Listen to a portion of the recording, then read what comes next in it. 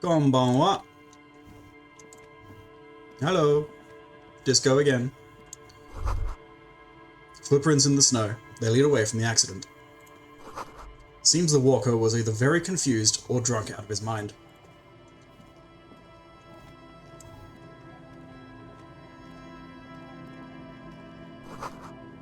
The underside of the boat has been recently tarred.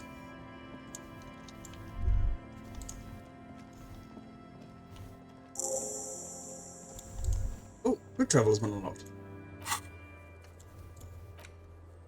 Presumably by use of the map I don't have.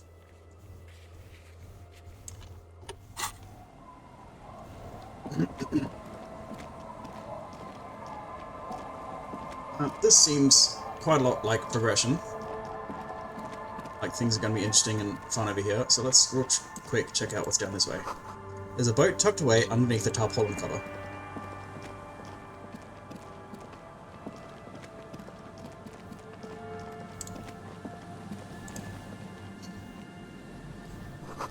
Someone has broken down the fence and the barbed wire. Of course, foolishly, everywhere is progression. What was I thinking? This is the way we're going then. See? Money this way.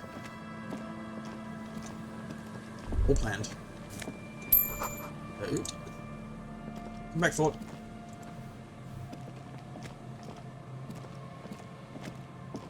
Come back, Fort. The swing is missing. No one's been here for a long time. Rust peels off the bent iron posts of the swing. The wind whistles through the skeleton of the small house behind you. There's desolation everywhere. What an idea. In this yard? The lieutenant looks at the small building. A flock of grey swallows takes off in the distance. Someone thought they could have a summer house in a block obscure for cheap. It didn't work out. They abandoned it about a decade ago. Thank you for the follow, Sky. Welcome to the team. Someone thought they could have a summer house in a block obscura. Expedition... Which expedition is that? Huh? It didn't work out. They abandoned it back ago. What's a block obscura? A black block. A part of the city left unrenovated after the war. Or one that has fallen to gang violence. Or has become inhospitable in some other way. Thank you very much for the birthday wishes, Sky. Not me, though. It's the birthday, the name day, of this orange boy over here. Yeah, orange boy. Not kidding there. Orange though he be. It's Jones's birthday. Mwah! Yeah, didn't read the message, did ya? Well enough. Oops. Happy birthday, this pretty kitty cat. This empty-brained orange boy. Mwah! Away you go. A black block, a part of the city left unrenovated after the war, or one that has fallen to gang violence, or has become inhospitable in some other way. So this part of the coast is a block obscura? Practically, it's not an official term in any way, but look around. No sewage, broken power lines, crime, drunks. Life is tough in the blocks. It's no place to build a summer house. Maybe they left something useful behind. Yes, for you to pick up as part of the Jamrock Shuffle. He gives me a weary smile. It's not meant as nagging, just an observation. That feels like a reference to something I haven't seen yet. We should move. I don't think our suspect is in this particular yard. No place to hide. And besides, it's too close to Martinez. So Jamrock Shuffle was like the way of walking around? I don't remember. Essentially a block there wanting to obscure or hide from sight? Kind of. It's more like a block that didn't get cleaned up after the war. Yeah, something just people don't want to use anymore.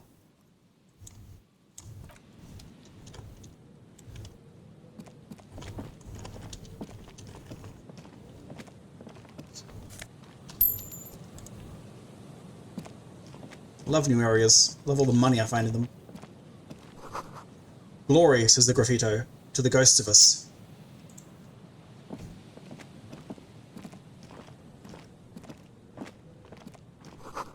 Someone has left their music collection beneath the tarpaulin. Ooh. Ooh, treats. Tape Smallest Church in Saint-Saëns. That sounds like it's probably a pretty sad song.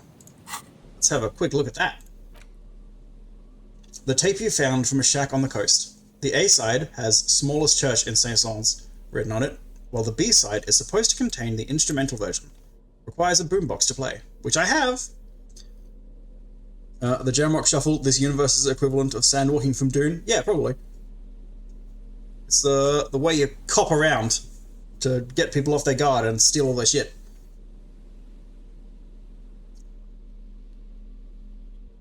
Good mere evening, lass. Yeah. The porter reel is just what you needed. Good evening. The reel's attached to the apparatus with a satisfying click. The tape is routed behind the magnetic reader. You press the large button marked Commencer, and the tape starts spinning. There's a small delay before the song starts playing. Press my ear against the speaker. It sounds like someone's moving in the room, getting comfortable. Then the organ starts playing a simple, melancholic tune, echoing in the hallway. A lone singing voice joins in, telling you about the tiniest church in Saint-Saëns, surrounded by even tinier yard. You almost feel the seaside mist on your skin. It's mega sad. Mega sad. That's exactly what we're looking for. Within seconds, you know this is the one. You're right The in real the shit you've been looking for. The one you trust your room to. This one tells it like it is. This is your tune. It's mega sad. A click, then silence for a bit. Then the tape stops spinning. Could I sing this for karaoke? I think I could sing this. No, I couldn't. It's too sad. I might cry and trash the room again. Ah, scratch that. I'm already crying, and I look dumb and old. Crying is good. It gives your performance authenticity. Besides, you already know the lyrics, since you listened to it like 1,000,000 times. And the B-side of the tape contains the instrumental version. It's like the world itself is telling you to do it. Only one obstacle stands on your way. Nothing could stop me now. Gart. You have to convince Gart to let you sing karaoke in the whirling. After you've won him over, you can express yourself. Let the pain out. Make everyone understand. This is obviously the main quest. The lieutenant watches you pack up the boombox. He doesn't say anything.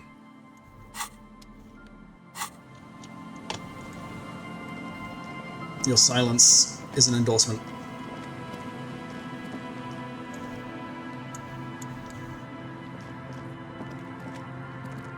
Okay, yes, good thing we went that way. That was very important.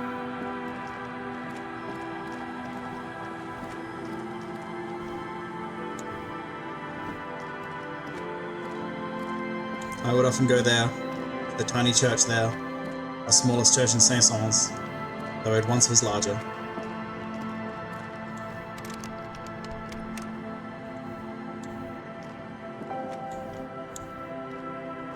How can I? Oh, okay, yeah. Can I crowbar that? Recrowbarable. Oh! Oh! Jamrock biker cop sunnies. The lose logic. I could stand to be more empathic. Versus logic and lose authority? Nah, we need to be more empathic.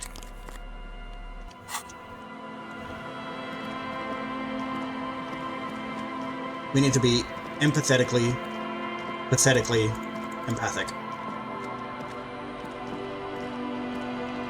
Emphatic was the one I meant the first time. Oops. It's fine, I'm sure I didn't accidentally record this for everyone to hear my fuck up.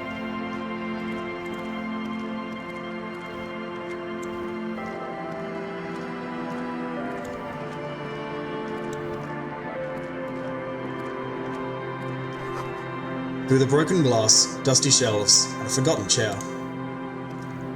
Oh, forgotten chair. Can I have the chair? Ooh. Yes. You see a dark red chair in the dim light of the room. Let me get the thought again. A cold breeze is enough to make the wall planks creak. New postcard, a cheap one. And a bow tie! Oh, no, but that means I have to lose horrific necktie.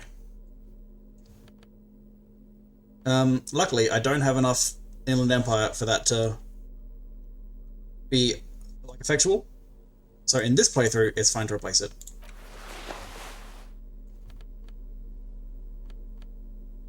+2 drama. Ooh, just like Matt Smith. I'm the Matt Smith of cops.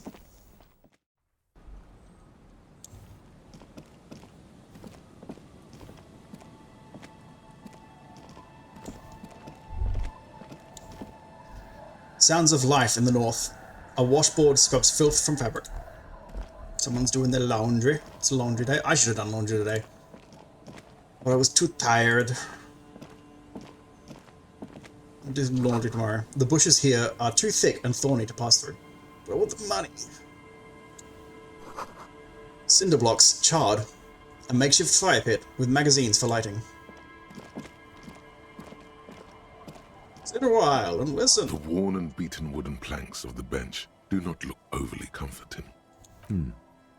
We can sit on benches after we've solved the murder. Let's go. As he tried to think of a... You can revisit the bench if you ever need to pass the time. bench. Appropriate or apartment? Oh, apt. The word apt that exists. Yep, I'm on top of things. Try to think of an apt Matt Smith joke, and unfortunately the only one I can think of was banging your niece, which sucks. That's the dragon. Yep, I'm with you.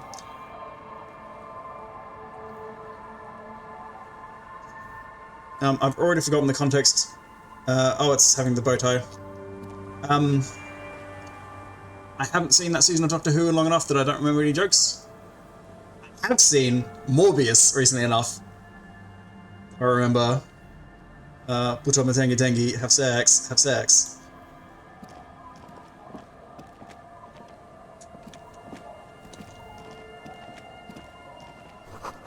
You see dust-covered linens, dried tulips on a bed.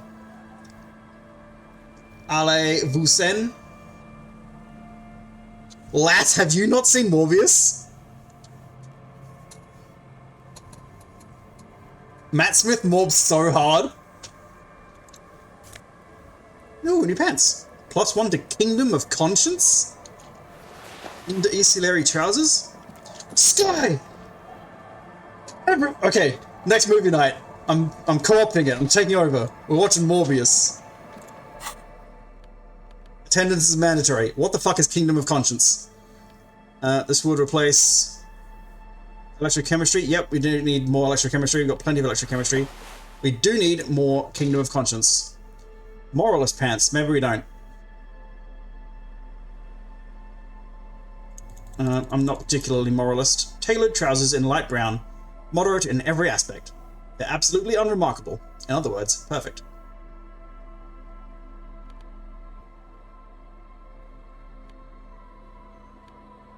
Why do all my pants give bonus electrochemistry?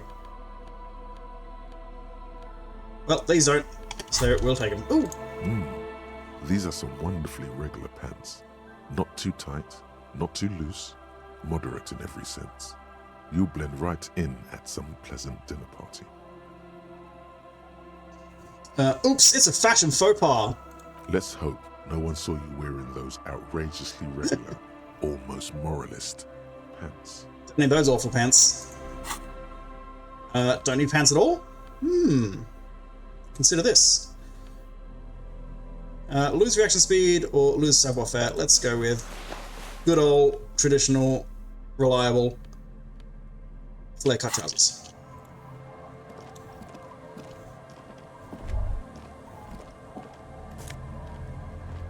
Ooh! And there's more speed just sitting here? We've just gotten speed by crossing the river instead of stealing it from her? White curtains have been drawn shut, no looking in. You bet your ass I forgot her name. Claudia. A wetting stone, well worn and covered in rust. I should start talking to people soon, but I'm not going to. There's loot to steal. Oh, and it's 6:30. Goodness gracious. Construction material. Whoever planned to build this house left in a hurry. Oh, thank Christ. Delicious, delicious magnesium, my beloved. Hello, boys. I saw some money by your zone, by your pipe. And some things that could be bottles, perhaps. Oops. Oh, there's right hand. There we go. Let's try that again. Anything? Nope, none of the bottles. That's a shame. Do you want to talk to these guys? Let's talk to these guys. What's up, guys? Okay, I won't. Don't call Abigail. Sky, I've never played this game either, but from what friends have told me, it's heavy and chewy. That sounds about right.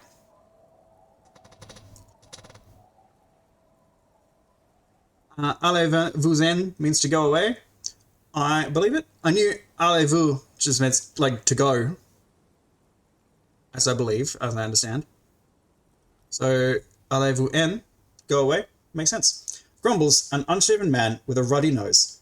He narrows his eyes at you as if in recognition, then turns his head away. The noxious odor emanating from the drunken man is strong and familiar. Don't you call her? Yeah! Don't call Abigail! I am the law. You really don't have to. Besides, he won't understand you anyway. Abigail. Oh, Abigail. He mutters, while trying to brush something off his extremely dirty trousers. His movements are slow and awkward. Who's Abigail? Abigail. Don't you fucking call Abigail. You're not going to get anything out of this guy. He's too drunk. Never thought you'd see such a thing in your life. But this guy's a little too drunk. Yeah, let's go through all this. Have you seen any women around here lately? Abigail? Abigail, where are you? I think I'm seeing where all of this is going to go. Let's do one more. Who are you? What's your name? Nope, we know his name. Let's don't call Abigail. Why shouldn't I call Abigail? He snorts and beckons you to lean in closer. I lean in closer. Don't call Abigail. Don't call Abigail. His breath smells harsh like a toxic swamp as he whispers to you all that. He then waves his hand as if shooing you away. Makes sense. Goodbye, Don't Abigail. call Abigail. The precarious world. How not to lose. It is impossible not to. The world is balanced on the edge of a knife. It's a game of frayed nerves. You're pushed on by numbers and punitive measures, pain, rejection, and unpaid bills. You can either play, or you can crawl under a boat and waste away. Turn into salt, or a flock of seagulls. Your enemies would love that. Or you can fight. The only way to load the dice is to keep on fighting. Gotta keep on fighting. Keep on keeping on. Critical success and failure thresholds lowered by 1.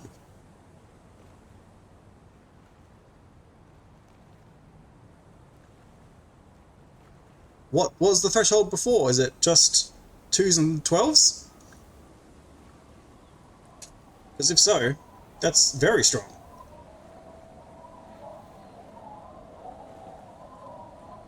Yeah, so literally cannot critical fail now? I'm just assuming that a critical failure and a success is rolling, respectively, a 2 or a 12 on the 2 dice before bonuses. Is it perhaps affected by bonuses as well? That doesn't make sense. That's just what a roll is.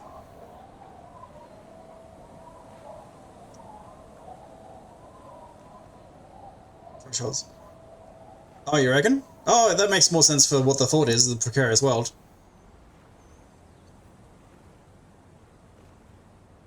Yeah, okay, so success becomes 11s and failure becomes 3s.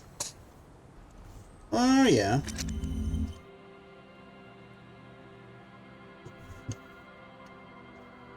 Ah, naruhodo.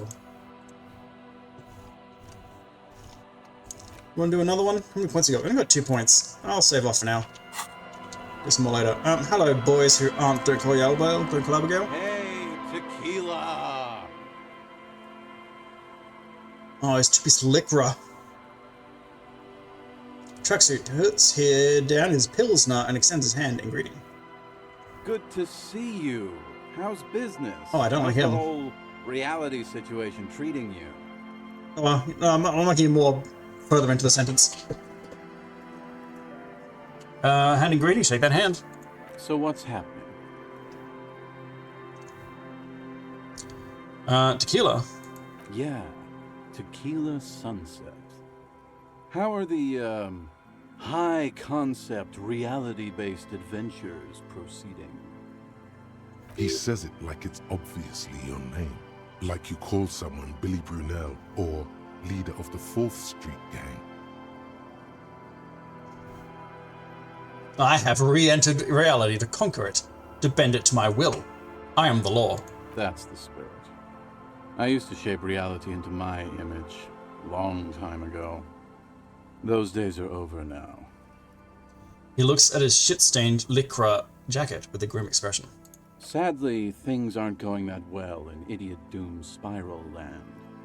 Haven't found those keys yet, haven't won that great piece of ass back. No word from my business buddies. He takes a sip from his beer. Have you seen a red-haired woman named Ruby around here lately? Can't really remember seeing any women after losing my keys. It's a touchy topic. He hasn't got laid in ages. I've got a great pickup line for you. He really has no idea who this Ruby is, sire. Oh, I'm glad I'm wearing the bow tie now. Thanks, Rama. What do you guys do around here? We are saving the world. He looks at his comrades. Please! Please! Yep, I won't call Okay, Abigail. we're drinking. We're drinking alcohol. That's what Day we're doing. beers! I tried to save the world once, a long time ago, with enterprise, creativity, and willpower. But that didn't work out. Is this the lead developer, the writer guy? So now, it's a pirate's life for me. Yo ho, yo ho. What is a Tequila sunset? Tequila? Tequila sunset. You keep saying it. It's you. Your Tequila Sunset. I am Tequila sunset. None of this Harry Dubois nonsense. We've met before. Don't you remember? I do not remember now. Aha. Uh-huh. Do you want to know how Tequila Sunset came to be? Absolutely, yes, I do. Let me take a sip to moisten up my chords. Tequila Sunset rolled into Martinez last Friday, and by Tequila Sunset, I mean you. The man, the myth. The legend! Wait, did we meet on Friday? Hey, let's not jump ahead of ourselves. This is your story.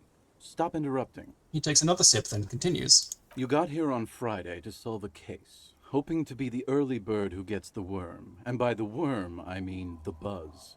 Because as far as I know, all you did was get piss drunk. Word on the street is you went around the local hostel telling people that you're a police officer, and that it would be really fucked up if you shot yourself in the head right in front of them. That's pretty high concept, if you ask me. Does that sound like something you'd do? Yeah, probably. That's something I have done since Monday. The lieutenant's brow is furrowed. He's listening as casually as he can. What happened then? Oh, this doesn't sound like me at all. It doesn't sound like me. What happened then? It was a late Saturday night when we, the Union of Moribund Alcoholics, were getting our drink on. UMA? Nothing remarkable about this. Uma? We get our drink on 24/7. Makes everything warm and glowy. I trust you know the feeling. So I have to ask, I have to interject. Are you horse girls? One moment we hear the sound of a motor carriage revving up somewhere on the plaza, followed by a series of dings and bangs. Do you remember the sound of wood cracking? The billboard? Naturally, loud noises pique the interest of anybody owning a pair of ears. That's just the reality we're in. Buckshin, Buckshin, Buckshin, Shin. I don't know what you're talking about there. Is that a Uma thing?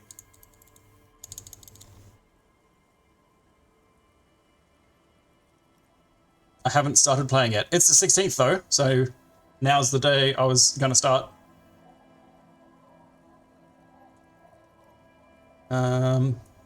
Yes, it's a horse girl thing. Great. Naturally, loud noises pique the interest of anybody owning a pair of ears. That's just the reality we're in. Naturally.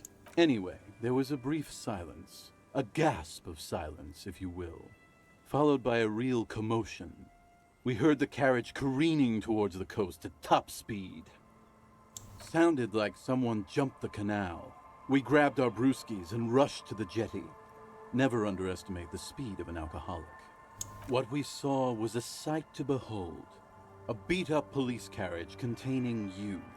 Right there on Me? the beach, you revved the engine and screamed at the top of your lungs, "The time hath come!" So, naturally, being the curious cat I am, I asked what time hath come. To which you replied, "The time hath come for tequila sunset, the end of all things." Every word I said then was true. Tequila Sunset will break the looms of reality. Yeah, looms. Why not? Then you jammed the pedal and plowed right off the jetty and through the ice. Your hands cramp on the steering levers. We ran towards the ice whilst you crawled your way out, miraculously unhurt, covered in seaweed and shit, like some kind of sea monster. When we finally got there, you were sitting on the beach crying. You said that your badge and uniform were in the car. It was too late to get in there, though. The carriage had sunk too deep. Recognizing a brother in need, we offered our condolences and invited you to party with us, which you naturally agreed to. What else was there to do? Thank you, brothers, for your helping hand. We asked about the whole Tequila Sunset thing, and you told us it was your name now and insisted that we all call you that from then on. Tequila Sunset, huh? That sounds pretty good. Yeah, I agree. How long did we party for? Hours. It was an all-night drink-a-thon. Then, at some point, I think it was Sunday morning, you got belligerent and wanted to talk about Revacholian women. Uh-oh. How they're beautiful and also whores and so on.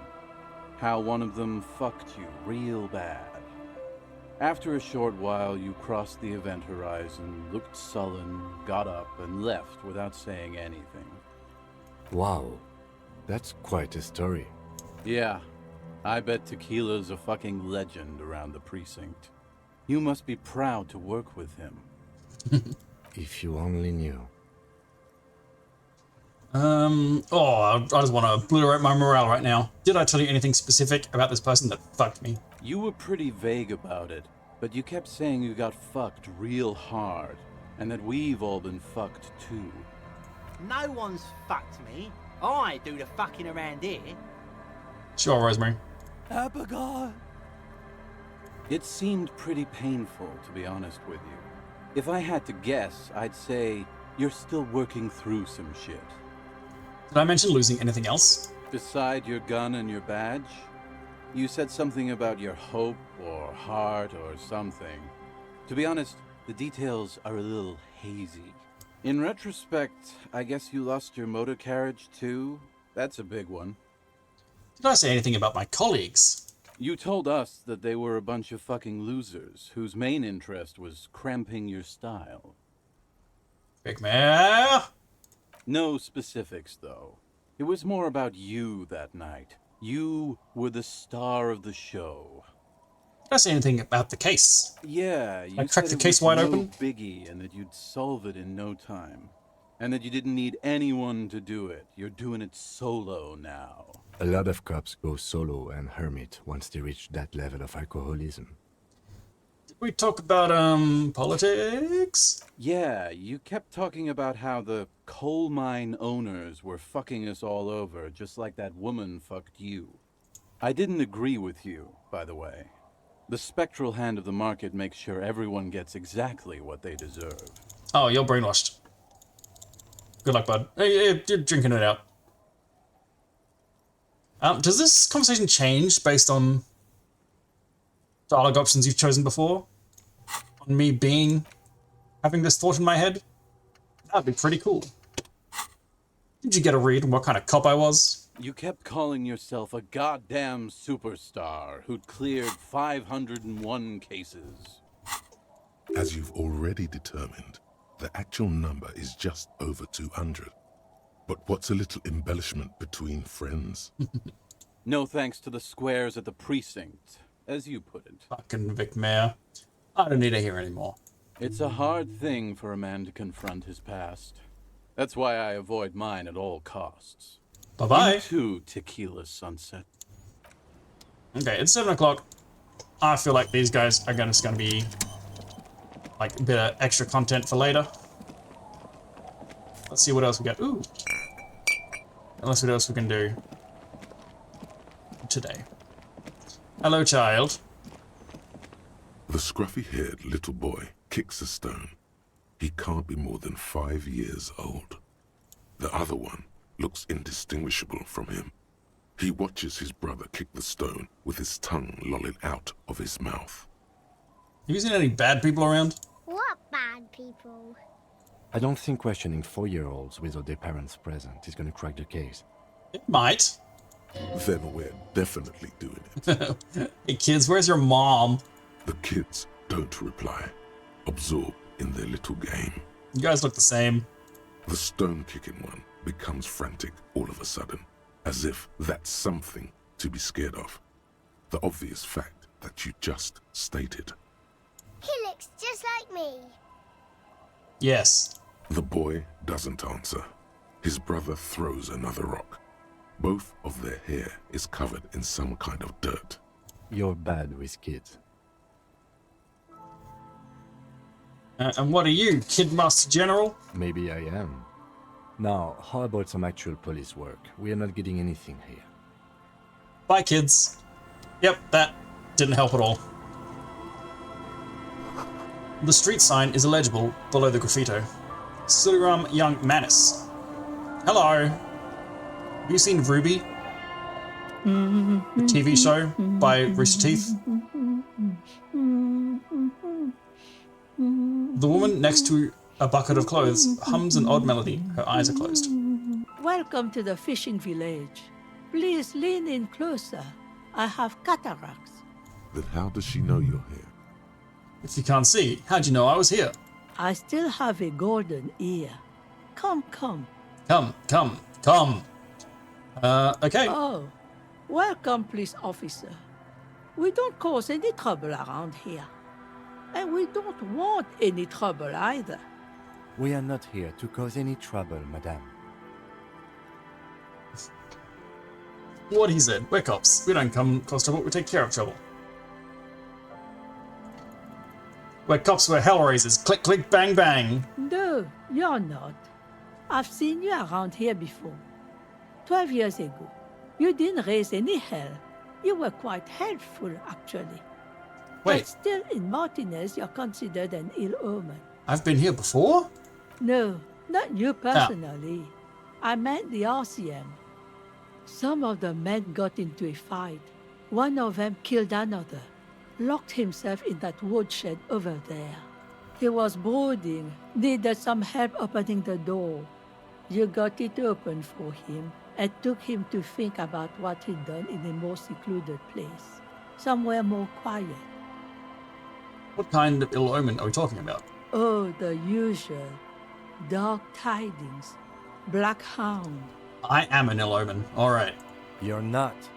No one around here considers us an ill omen. People would have told us. Someone around here did just tell us we're an ill omen. Maybe they are afraid. Why? Because you're an ill omen. But you're still welcome here. As long as men with guns aren't chasing you. And maybe even then, because that's the kind of fishing village we've built. I'm sorry there's not a lot of room to park the motor carriage, and not a lot of houses, or a lot of people. My kids are long gone, searching for treasure. So are others. Ah, look at me ramble on. What brings you to us? Have you seen a red-haired woman named Ruby around the coast? Nay, I haven't seen yeah. anyone lately. Yep. Fair enough. Because she's blind, which you seem to have forgotten. Oh, because you're blind, right. It's a sharp one. I'm sorry, Tough Beifong. She's being evasive. She does know something.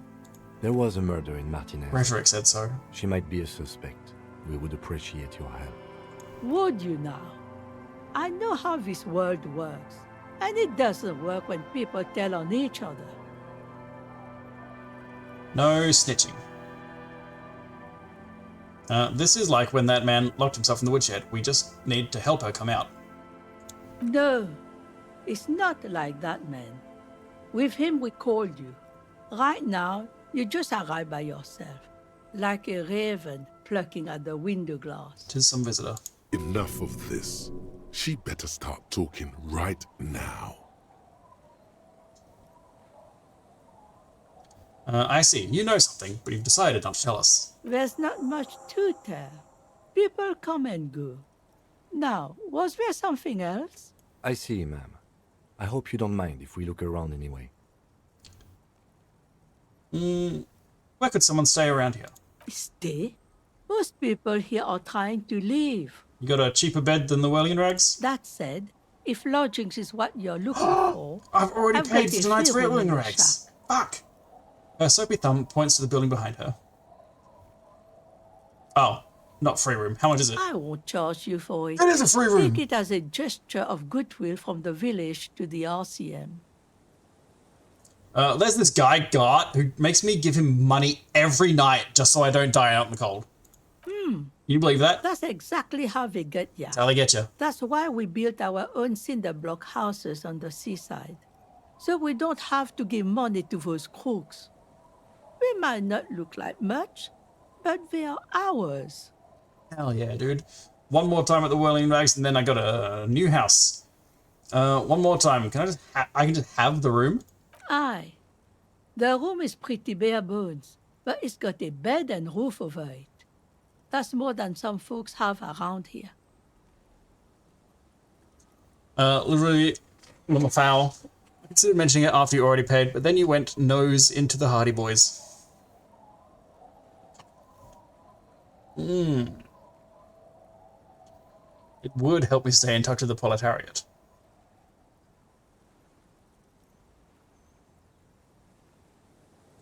You best not be plotting another revolution under my roof. We barely got through the last one. But the room, do you want it? Thought I might not even get here till the Thursday. No, I'm on top of things. It's Wednesday. I did get here pretty late in the Wednesday, but we made it. You got yourself a tenant. Don't make an old woman regret opening her house to the police. Well, if you are not in the hostel in the morning, I'll know where to find you. Here, in a shack. What is in this fishing village? Just us. It's barely a village anymore. We almost don't exist. What do you mean? This is pretty much a non-place. A gap. A blank spot on the map. Just a cluster of nameless shacks on a nameless street. I gotta go talk to Gart, see if I can get a refund. He hasn't even fixed the window. It's been 2 days. I paid you for the window, Gart. Someone clean up the room, damn. Why haven't I cleaned up the room? Why isn't that an option? There's gotta be something here. Tell me. Over there, you can find more of the same. Shacks and trees growing wild. That's the pox. Between here and Jamrock, a dusty sea of old trees, all covered in industrial soot. Small houses under them, an overgrown park. The pox? What's that? An old military hospital and its surroundings. Or it used to be. during the time of the suzerain. After the war, it was turned into a goodwill hospital for shell-shock veterans and folks looking for some quiet in the old sanatorium gardens. Last, you don't remember his name, but Titus's window replacing brother must be busy. I forgot he's got a window replacing brother. And he hasn't even replaced any windows. It's just lazy work. Oh, he's probably off fixing other windows. I imagine Kuno keeps him pretty busy, just smashing windows all day. After the war, it was turned into a goodwill hospital for shell-shock veterans and folks looking for some quiet in the old sanatorium gardens. Hospital, yes, okay. Now the area is crisscrossed with nameless streets and makeshift cinder block houses, shacks as far as the eye can see. What happened to the hospital? The goodwill ran out. The staff left and the place was shut down. It's long gone by now. Who else lives in this village? Well, there's Lillian and her kids. A few new folks live in the house to the east, but they're away right now. And then there's the drunks. Not a pretty sight, but there's little we can do about it. Home is home, even for them. Oh yeah, I met them already. I'm sure you did. Nature keeps them in rotation. A new face pops up every now and then, and an old one disappears and is forgotten. This is who we are. Is there a way to make a little money around here? A little cha-ching? Here, for you? No, officer. The only money we have here is some coins the drunks tried hiding from their women and then forgot about. Under carts, boats, in little boxes. It's not hard to find. Yeah, I found a couple. There's another She topic I'd like nods, to address, rinsing another piece of cloth. which is something I'll get back to later. Is one of these drunks what's her name's missing husband? Hey, drunk I didn't talk to. You married to bookshop lady? Good to see you, friend. Do I have deals set up for you, buddy boy? Oh. Fuck you, Rosemary. What are you talking about? So what do you want? I've got smokes. They're cheap. Very cheap. What the I've fuck? got Pilsner. Great deal. You won't get a better deal on that piss. Spirits I can let go for 300 real. I also have speed. And by speed, I mean amphetamine. Why the fuck does the bottle of spirits cost 300 real? That's twice as much as a smashed window. And an otherwise trashed bedroom. That's a lot more than some speed. 20 times as much as a speed. Why? See, friend, it's real valuable. Worth every real, if you catch my drift. Got it from a bit of a business venture. Let him speak. You know, it's funny, actually. He bursts out laughing, then takes 3 gulps of his pilsner and stares at you intently. It's so funny. He's finding it difficult to focus his watery gaze. What? What do you mean, what? What do you think was funny? This guy. Where'd you get the bottle of spirits? Oh, this is medicinal spirits. The good stuff.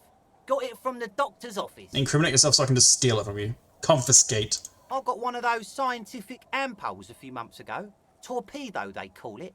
It's supposed to keep a man from taking a drink. He spits a nasty yellow clot on the ground before you. Didn't stop me for shit, that's for sure. 5 lemons with half a pack of butter and you're good to go. That's a good tip. I should remember that. It really isn't. In a week, the goddamn kidneys started giving me all kinds of hell. Finally, the missus took me to a private doctor's office. Not a charity, the real thing. Those arseholes charged me 4 real to remove the damn thing. But I came out on top after all. Okay, how? The idiots left me alone in there. Now, I used to teach high school biology. I know what doctors use to preserve dead thingies. He gets an excited gleam in his eyes. It's like 3 cans of this blue medicinal stuff from the back room. Threw the snakes out and voila. What's left is this beautiful blue stuff. 98.7% almost pure alcohol. 2 I already sold to these fine gentlemen here. but this last one is yours for 3 real, if you want it. Oh, there we go. Don't say it. Yeah, sure. It could be useful. Could it be useful? It might be useful. Yeah, sure. 3 real and it's yours, friend. The deal of a lifetime. Well done. You got it. Now, he could have just fucking scammed me now. Oh, I haven't even done it yet. Okay, I'll just ignore that until a quest asks me to get it later. Although, if I don't have to spend 20 real a night on rooms, I've got some spending money, some throwing around money. Tell me more about these amphetamines. Aye, by amphetamine I mean speed. I thought by speed you meant amphetamine. Right, got it. I think you didn't hear me when I said I'm a police officer. Sure did, buddy boy. That's why I said amphetamine. I mean speed. I mean amphetamine. I got both. You got both. Aye, that's what I said. Right. Good, my man. Now what can I offer you? I'm going to hope that that stays that price later In and the come back if I need civilized it. world, it's a Doesn't seem to be custom tip the what's her name's husband. Wait. What is what's her name?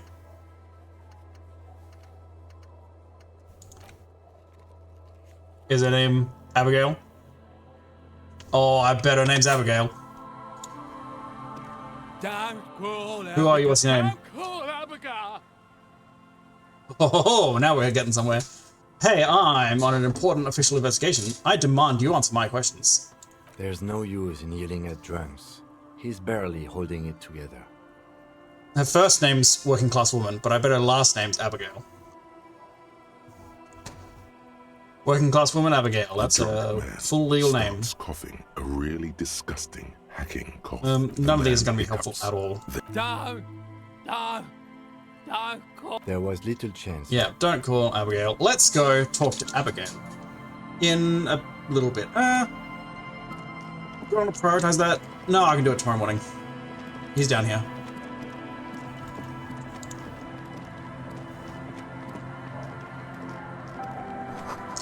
Hard to see the details. The colours, all warm and welcoming, are cozy though.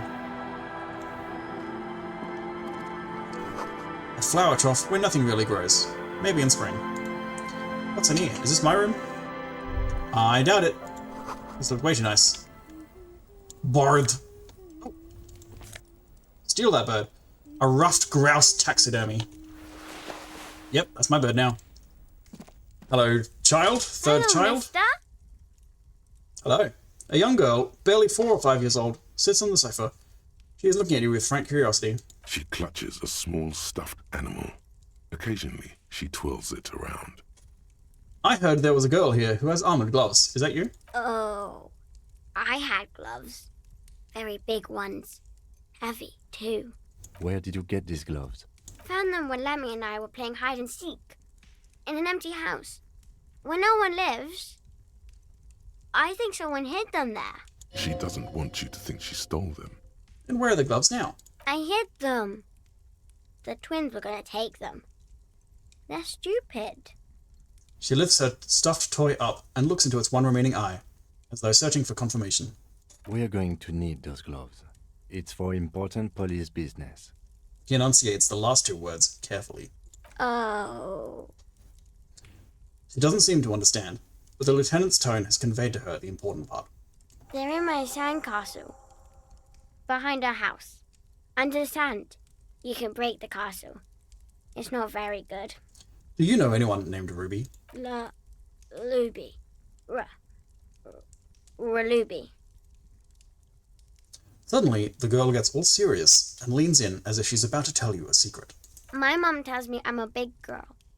But she doesn't know that I can't say Earl. Or sometimes I can. But then, Uller. Last try to pronounce Ruby, the TV show by Rooster Teeth.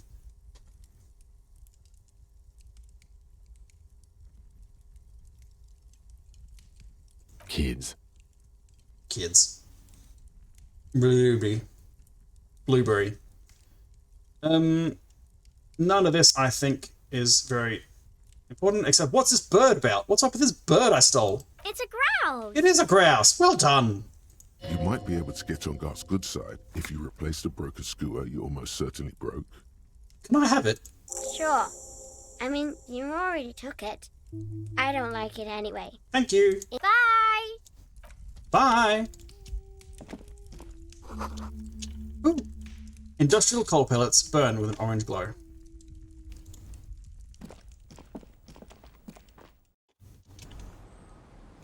Sandcast.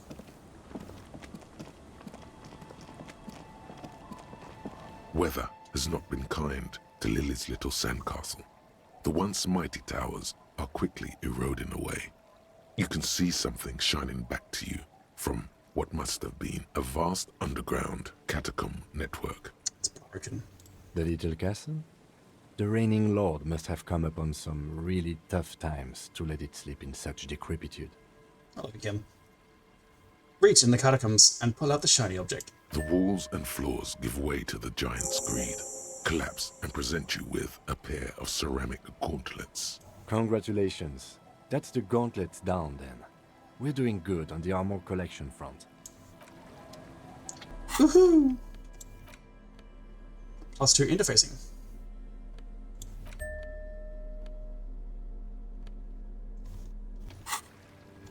Armor up.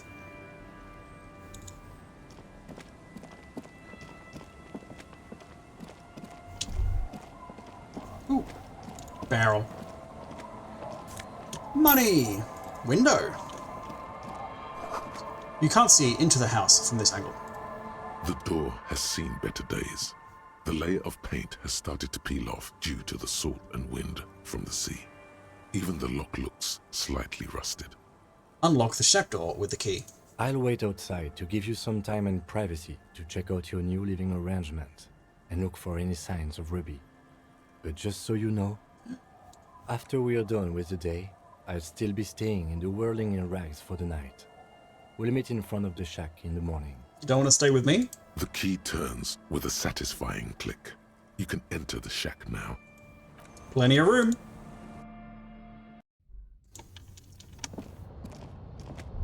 Ooh. Floorboards creak under your step. Let's move around clockwise. Woohoo! Cool, you have jacket. Oh, this would have been really helpful yesterday. Earlier in the day. Last session. An old mirror hangs on the wall. You see the reflection of your face in it, adorned with the expression. Bubble time. Everyone say hi, Bubble. Hi. Hi, Bubble. See the waves, the sea, and a church. That says hi, Bubble. Hello. Old science fiction magazines, books about birdwatching, and something else I didn't catch. On the table, you see Pot of a bowl gruel. of water, a rough soap, and next to it, a small hand mirror. A straight razor soaks inside the wash basin. Is shaving the right call? I doubt it. The water reflects back a vague image of your face. Nose bulbous and red, hair unkempt, wrinkles lining the eyes and forehead. The stash is gigantic. You'll be looking like a pansy without the chops. A fucking pansy. Yeah, I can't shave. I'll look like a pansy. As you look at the floorboards in this corner of the shack, it's clear one of them isn't quite level with the others. Move the board aside. Hollow space underneath the floorboards is dark and damp. You can barely make out the mixture of sand and sawdust below. What's in here? Nothing particular catches your eye. Looks like more reeds. There might be something hidden inside the sand though. Search through the sand and the sawdust. You stick your hand in and start combing through the sand. Dry, not like outside. Fine dust. And then, something hard wrapped in paper. What is it? A small cylindrical object. You pull it out. A bullet. A single 9mm. The Interesting. floorboard doesn't care. But maybe the washerwoman does. You have enough to confront her with. It's extra ammunition. She's locked and loaded, ready to fight some cops. This intricate heat engine hummed quietly, giving out pleasant warmth. A brisk coastal wind still howls against the window of the shack. Occasionally, the waves crawl in under the foundation, producing a low hum. New horse banners don't start until the 22nd. I was told 16th.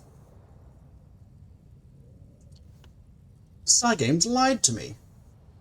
Or someone else did. I don't remember where I heard it. Listen. The room feels Stay a muffled, while and like listen. you pulled your hat over your ears. Outside, it is cold and windy, but you're inside, and it feels safe and warm. What is this place to you?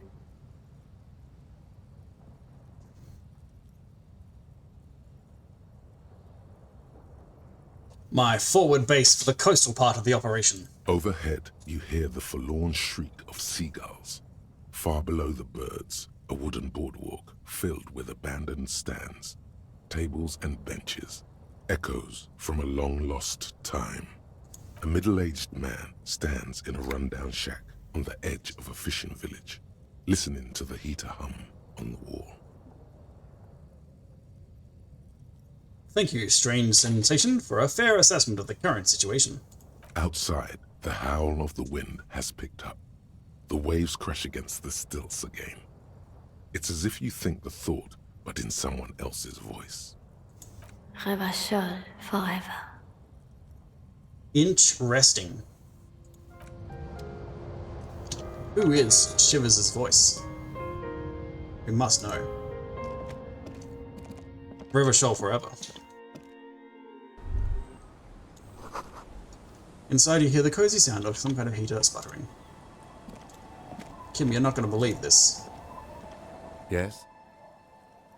Nothing. Hey, washerwoman, I found a bullet. Our tenant, the policeman. I hope the waves don't keep you up at night. What can I help you with? Let's go through the rest first. What's further down the coast? Not much. There's the abandoned church, the DeLorean Church of Humanity. It's been there since before my time, even. Why is it abandoned? Some things just don't fly, officer. Look around. Who'd go to church here? They built it 300 years ago. Must have been nicer then. So, they don't hold services there anymore? The Ecclesiastes? No, we've tried, but things just keep happening. Crime, accidents, other things. The place never stays open. It's a pity. It used to be such a nice church. What else is down the coast? Before you get to the church, there's some ruins, an apartment complex, or some kind of electrical plant. Run-down bunch of houses, empty. What do you mean, or? Which is it? Apartments or electrical plant? I don't know exactly. A pre-war place. It used to be something. Before the war. I wasn't here then, you know. Was born in Samara. Anything else of note? Of note? The old fish market up on the boardwalk. But it's closed. Who'd want to come to a fish market here? No one. That's why it's closed. Makes sense. It was once a bustling place, back when I was young, and so was everyone else.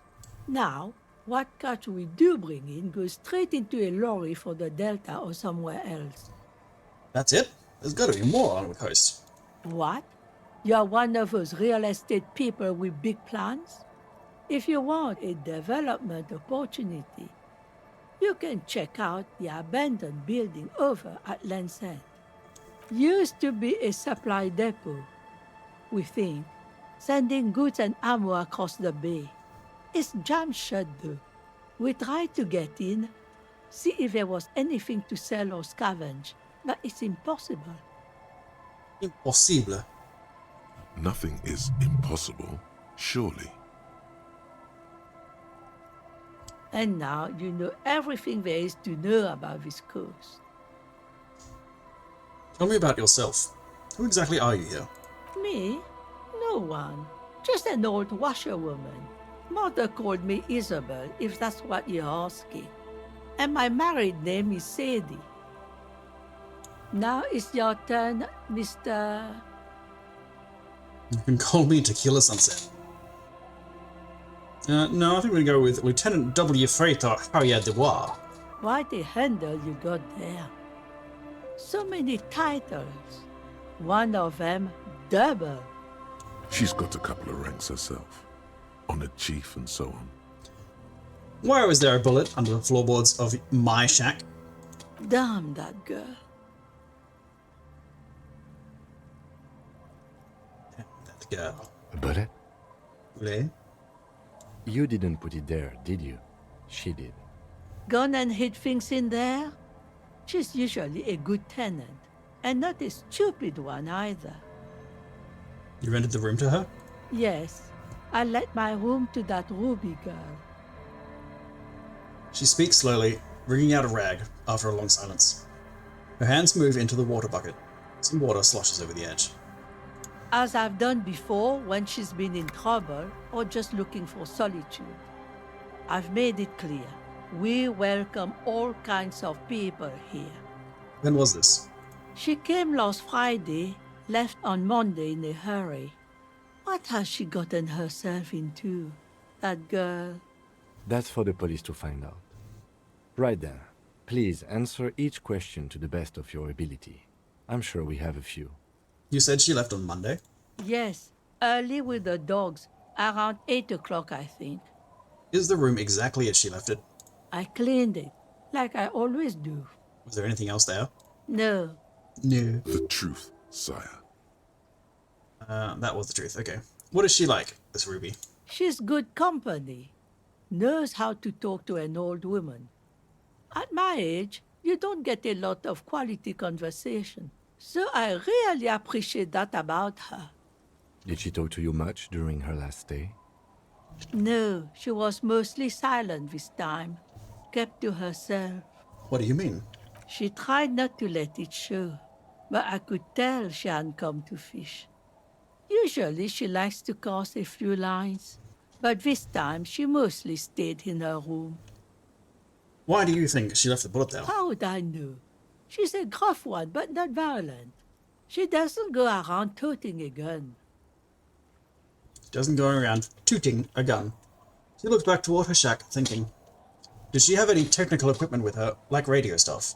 Not that I know of, though she was into nice music.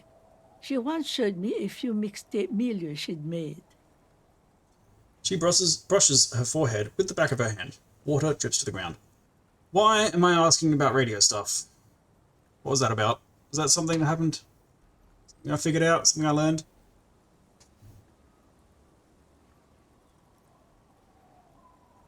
I don't remember. Although I guess she was pretty handy with the mechanical and technical stuff.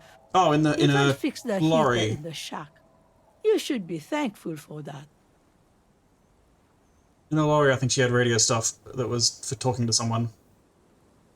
And I don't remember who. Where'd she go? I don't know. Further up the coast. She tried to leave quietly, but the hinges on that door screeched like a cat in heat. Woke me up. I heard her rushing in those heavy boots, heading up north. Heavier boots than these. Take Kim to the lorry? That makes sense. He's a good cowboy. You'll never find her, you know. She knows the coast like the back of her hand. You only just arrived. Her tone is without malice. I wouldn't worry about that, ma'am. We are persistent.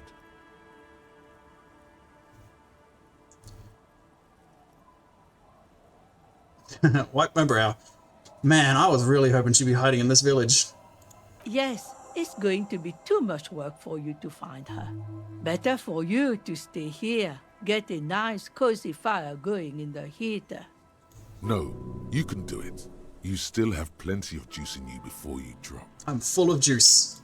Behind the cinder block houses, old pre-war ruins rise to the sky like dark palaces. The wind calls.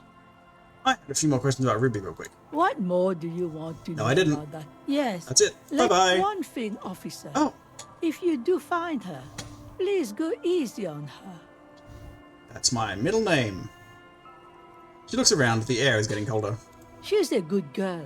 Whatever she's gotten herself mixed up in. Cool. Bucket.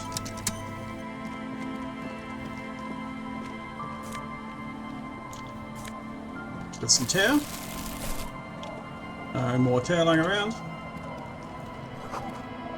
What are these doing in the fish? Huh, I haven't seen the RCM around for ages. I'm gonna check this box real quick. Oh, there's so many people to talk to. It's 8 o'clock. I don't like that green dot. I don't want to get in the ocean there. Hi, officer. Ah, mother of some twins. And a small girl who gave me your bird. A woman in a raincoat stands on the quay, considering an overturned boat. Sword in a scabbard hangs from her hip. Oh shit. Factory balanced. Bakelite and stainless steel. Anything I can help you with?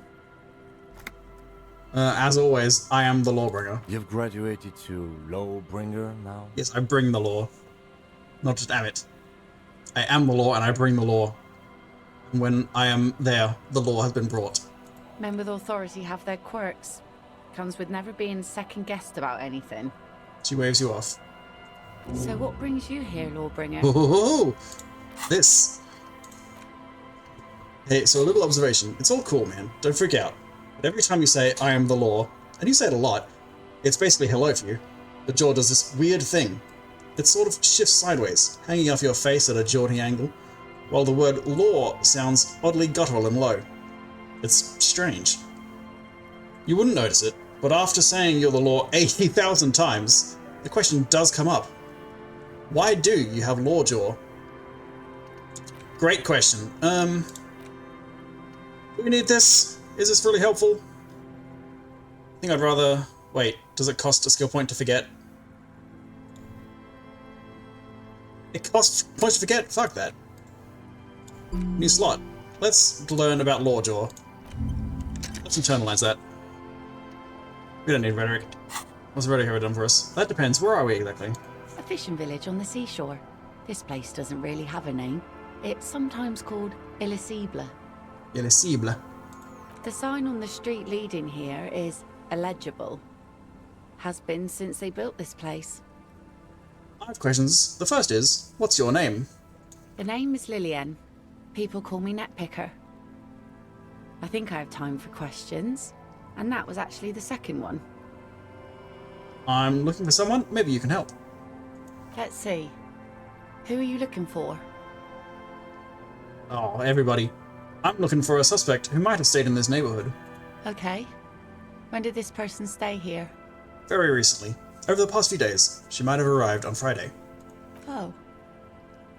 I've been out on the sea for most of the past week. The weather's been good for fishing, so I usually start at 4 in the morning. Really? Yes, that's the optimal time. Got to make the most of the calm. I've been sleeping like a corpse after. The sea really takes its toll. Now I'm just waiting for the wind to settle to get out there again.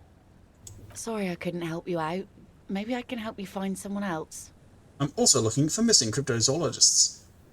Quick question. What time does Kim go to bed? Is it 9? If it's 9, I should go do the lorry ASAP. If it's later than that, I got time to do some more conversations. Some more conversating. A little less action, a little more conversating, please. I'm looking for missing cryptozoologists. I don't think I know what these are. Care to elaborate? People who look for animals that mainstream scientists deny exist. People who look for imaginary animals. Aha! Like snowmen. Snowmen? I haven't heard about those. 2 old guys have been wandering around here, nose in sand, talking nonsense about snowmen and the like. The like? What else were they talking nonsense about? Right. Not only snowmen, also green men, monkey men, burning rhinos. You get the picture. Lots of different types of men. Where'd they go? I don't really know. Further down the peninsula, I guess. I mean, that's where they were heading. Who else are you looking for besides snowmen? I'm also looking for a working class husband. I also have to go talk to her before she leaves, which could be any time. Yeah, I'm not really looking for that anymore. Not much into the middle class ones either. Could do with some landed gentry, but apparently they don't make those anymore. The husband isn't for me. I'm looking for him for his wife. I wish I could help you with that, but I haven't seen your working class husband. Maybe I can help you find someone else. Apparently not, Lillian. All of that was completely Really? useless. Thank you very Are much sure for your you're not time. also looking for Nadia Harnancourt or Ignis Nielsen or the great lost city of Ace under the waves? I am looking for a lot of stuff, aren't I? A lot of stuff. Yes, so. It doesn't feel like a lot to me. I could be doing more. Maybe there's someone missing from your life? I could find 4 people. Oh, there's plenty missing. But that's too much for even an eager terrier like you to handle. Although you seem very thorough. Tell me, instead, is there something else I can help you with? Nice sword. Does it come with a story? Unfortunately, the factory sold this one with a 3-year warranty instead of a story. It's to intimidate folks, mostly. Oh, hey, do you know how to use it? Not really. I know some basic moves, and I know it sure as hell beats a knife when you're in a tough spot. But not when you're in a tight spot. What does that mean? Isn't that what guns are for? Guns are expensive and fragile, I think. Besides, I got kids. Can't have guns around them, and sometimes a sharp blade is enough to keep folks at bay. Can't have guns around kids, but you can have a big sword. Why do you need intimidation tactics? From time to time, people need a lesson in respect. That's just the way it is. Back in the day, I caught the eyes of many men. And believe me, men need a lesson in manners from time to time. Why don't more women arm themselves if it's so effective? What makes you think we haven't? The truth is that almost everyone in this life is scared and tired and stupid and too dull for that. That goes for men too. But they put on an act for us. Pretend like everything's good and living in shit doesn't bother them. Like anyone falls for that. That does not go for real men. It does not go for you. Show her. Show her the wonder. Capital T, capital W, the wonder. Coach means the expression. Behold, the expression.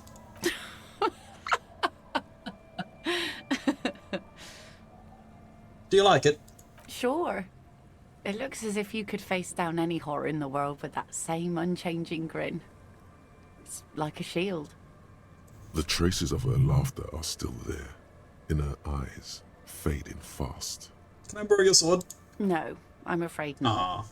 Tempting to confiscate the blade I used to keep these animals in check. You would put me in an early grave. Is she flirting with you? A little? You think she might be? I don't think so, electrochemistry. Where are all the good men now, and where are all the... something else?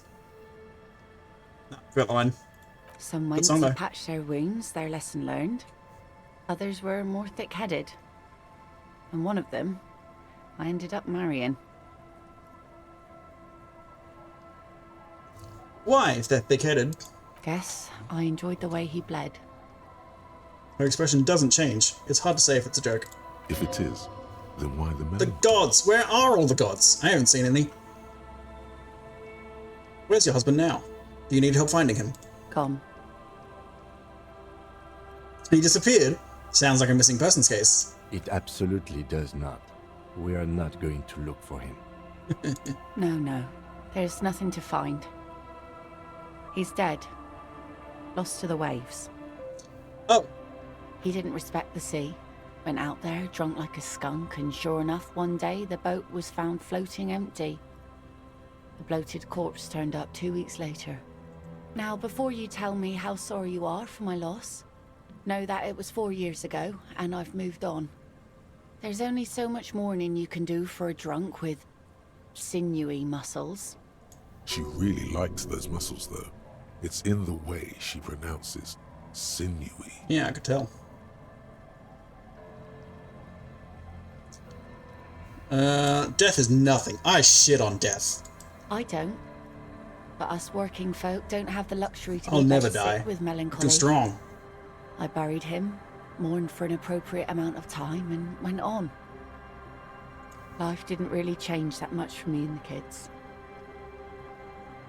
She glances at the village where two little kids are playing with what look like rocks. This is neither a touchy nor a very interesting topic for her. She looks like she's ready to go on a date with another, better, drunk. Ask her. Both of you could need some action. Outrageous. Absolutely not. Not until I find a good spot and Kim isn't here, obviously. Yep, that'll be it for now. Let's talk to you again later. Let's look at this unmoored boat. Great boat. Let's go look at the lorry. Kim, I've got to show you something cool. These boots.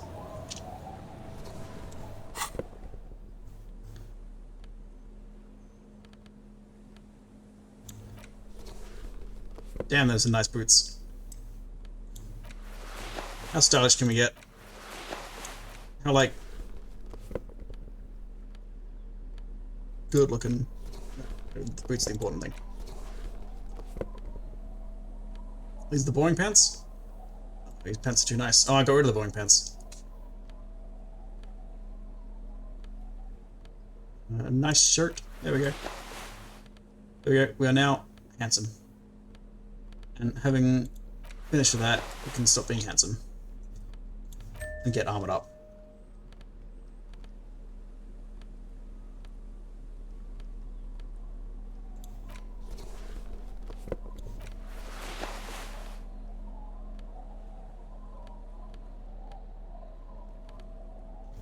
That'll do.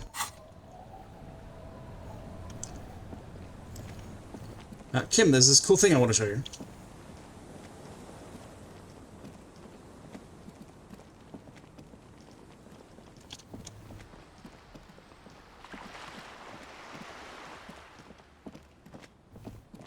Gonna go the long way around real quick.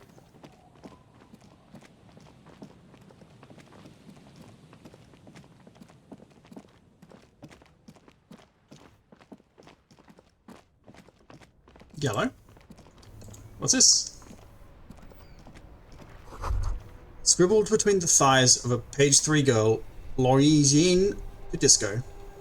That page 3 girl, she must be the most beautiful page 3 girl ever printed. And look at those freckles. The origin of disco. Makes you want to dive into the boogie, doesn't it? Get closer to disco itself with Miss Page 3. Come on, beauty is inviting you on a pilgrimage. A pilgrimage you can make with just your hand. I see. Okay, is this what happens when you two get together? Electrochemistry and hand-eye coordination? Yes, sure is. How exactly can I travel to the origin of disco with Miss Page 3? Oh, come on. Don't say you've forgotten that as well. You can feel what you want to do. You want a party, don't you? Party right now with Miss Page 3. Right now? Unzip and party. Surely it can wait for later. That's exactly what I mean. Unzip and party down on yourself, my man. No one's watching. Kim's watching electrochemistry. Except Miss Page 3. And Kim. Look at her thighs. Between her thighs. And what are you waiting for, man? Party with Miss Page 3 That's all not the good. way to Disco Zero.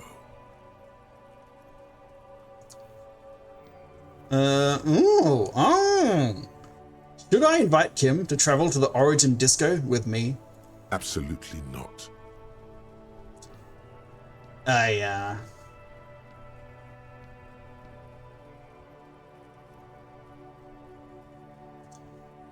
Now hear me out. It'll be funny. Yeah, I want to get into the groovy. Let's disco, baby. And I'm really hoping that this is going to get stopped in its tracks and not going to progress. Or I will get demonetized and thrown out of Twitch and banned and killed. Is what you're thinking. But Thank you, don't want Inland to disco Empire. like this. Not really. Not in the deepest part of your soul, where the freckles only make you sad. Nice save. Come on, what are you talking about? Sad freckles. Freckles are fun. Why do I hurt all of a sudden? The furnace has long been cold. Despite itself, you're too sad to jerk off. This is not the first time this has happened, either. Too sad to jerk off. Inland Empire, let's go! Then it is truly over. You are beyond the help of the Page 3 girl. You are truly doomed.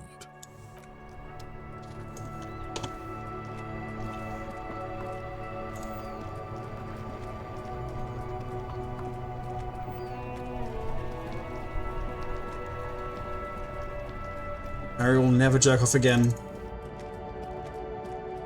Because he's too sad. Hey Kim, check out this.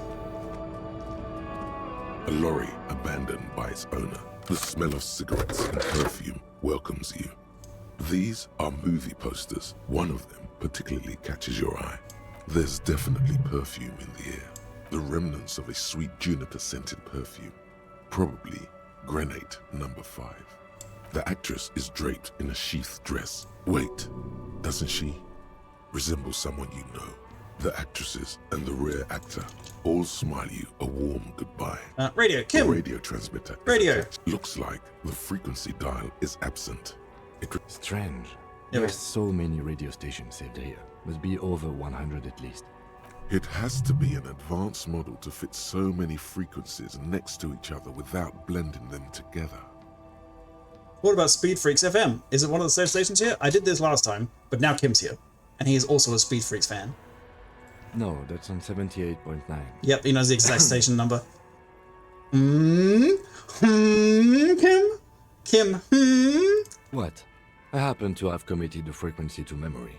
I have no problem admitting that. He's so good. I love you, Kim.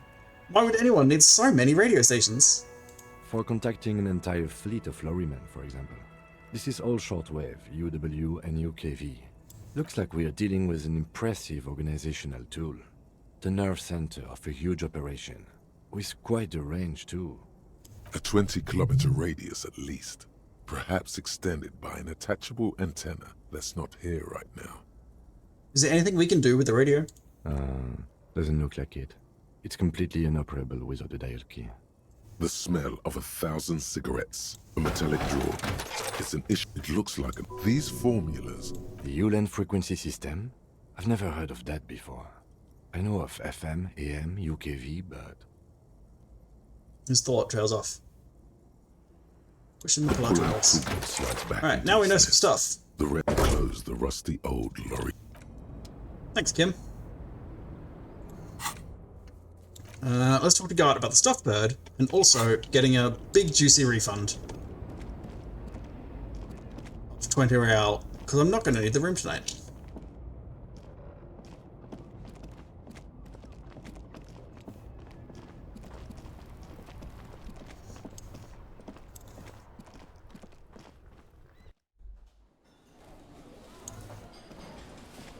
And I could also talk to Vikmir, now that I have my very nice uniform, which is down here, and my badge. I've got a badge, Vikmir. Bet you're gonna be happy with that. Can I help you? Gart, check out this ruffed grouse. Doesn't it rule? What is Isn't it this great? thing? It's a hella good bird. It's no biggie, I just thought it would look nice on the wall. I'm that kind of cop. What, the interior decorating kind? You know, I'm sorry. This is actually a nice bird. A competent piece of taxidermy. I can fix it to the plaque and have a new bird in the establishment, I guess? So, I don't know. Thank you. I'm gonna go with thank you. I feel good about our work here today. It's all about the little things, like bringing people random stuffed animals. Okay, now that we're best friends, I need to sing karaoke right now. No, you don't. It's not happening. What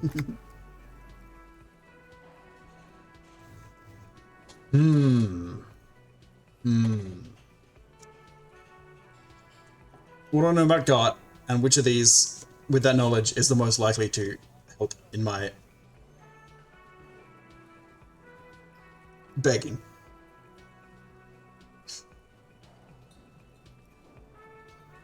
This is my way of apologizing for the trouble I've caused. Please let me say I'm sorry. By causing more trouble, I think we're good. Yeah, but Johnny Law is about to tear it up sad style. The whirling doesn't need more sad style. That's one of the styles it can do without right now. Why do you even have the PA system if no one's going to use it? It's for no one. It's a prop. I'm not letting anyone use it after the great karaoke catastrophe of 44. What happened in 44? A lot of people got killed because some arsehole wanted to sing karaoke. Jesus. When was the last time you had a band play here? It's not for bands, it's for clients. Some clients, okay? Not you. I'm a client. I've paid my bills. I've paid too many bills. More than my fair share of bills. I paid you 20 Royale for the benefit, for the priority, for the privilege of using the karaoke. Ha! Well, we don't have any tapes. They all got stolen. Well, this is really on its way to working. It's alright, I have my own song with me. The tape for the smallest church in Saint-Saëns. The man in the vest and the violet shirt stares at the tape you've just given him. He begins to frown. Hard. This is the look of a man who's defeated. He knows he's out of excuses. Fine, fine. Climb on that stage and do your thing. Hell yes, baby. Out of my hair. I'll plug it in for you. Damn this karaoke machine. I'm having it uninstalled, he mumbles to himself. Goodbye, God.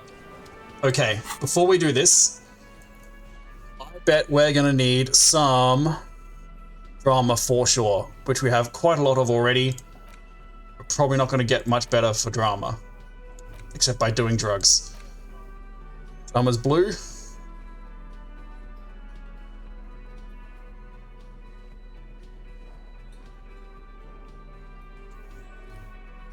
Smoke some cigarillos. You cannot mess this up. Good.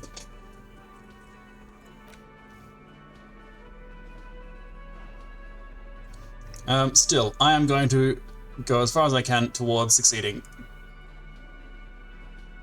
What else could it be, stat-wise? Probably not interfacing. Composure? Composure is probably going to be pretty important for this. Which we are negative by the booties. Oh, savoir-faire, that sounds also like it might be important. Immense panache, could be. So what's the other shoes? Booties. Perception, that'll do. Not a bonus or a negative to anything. Lose some logic, don't need logic. Interfacing or electrochemistry or interfacing or half-light. Half-light? People? No, we don't need any of that.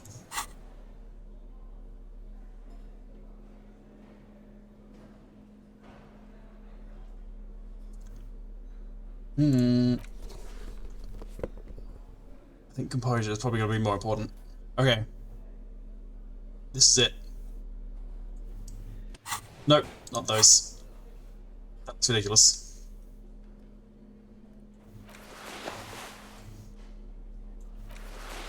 Just no gloves, we don't need any. How do we feel the music through our hands? Through the microphone if we have gloves on. We have to not have gloves on. This feels right. You belong here. The stage is all set up for your performance. Feels silent. You can hear the pellets creak under your feet. You feel a little dizzy, a little unsteady suddenly. So, are you ready for your It is thing drama. now? Let me know when I should turn on the karaoke carousel. Look, Kim, I'm gonna sing karaoke. I can see that. The lieutenant steps away from the stage, ready for your performance. Put your lips against the microphone and test it. Immediately, a loud feedback noise startles the room. You feel like an amateur. How are you supposed to hold the mic? Should you just sing into it? Where should you stand? Hands. Where do you put your hands? Oh no. Look around the room first. The bar is full and buzzing with chatter. No one is paying you any attention. I shouldn't have done any of this. But I knew I still shouldn't have done any of this, feel and then you I must still turn did to it anyway. noise. Okay, now a couple is looking at you. You're sweating. Needs weak arm spaghetti. Alright. Take a drag. And then hit play. Let's go, gut. Oh, fuck. Okay, that's fine. That's supposed to happen. The air is thick with anticipation. Anticipation. Someone dims the lights as the music starts. A lump's in your throat suddenly.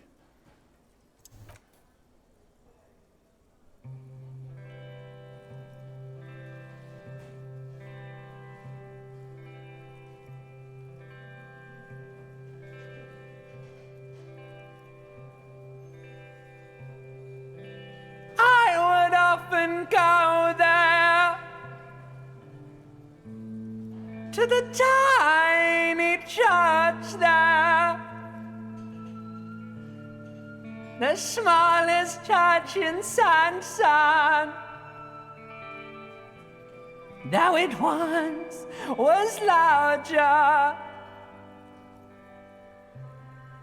how the real may rest there, down through the mist there, towards the Seven Sisters, towards those pale cliffs there. I would often stay there in the tiny yard there. I have been so glad here, looking forward to the past here. But now you're all alone. None of this matters. At all.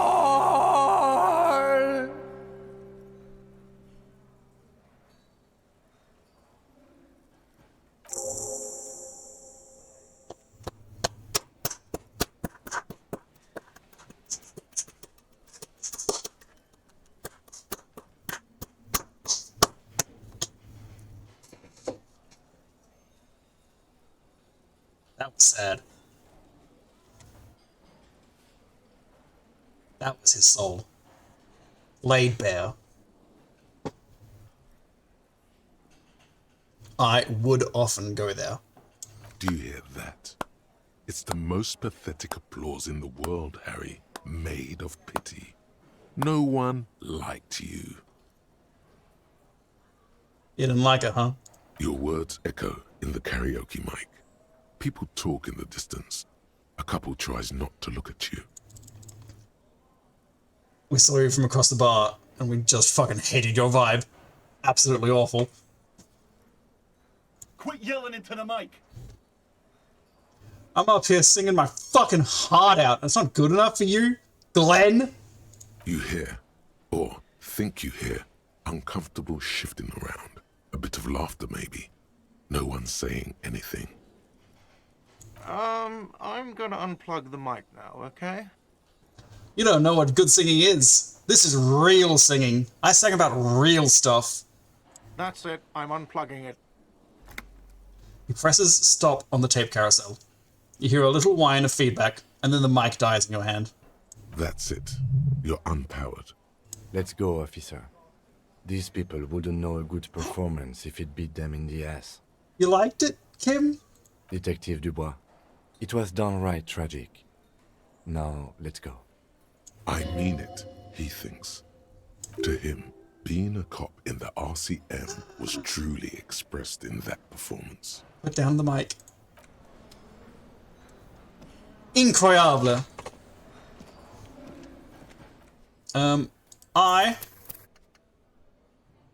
We'll have to keep track of these. I'm going to make a real save here at the end. What's the best way to do this?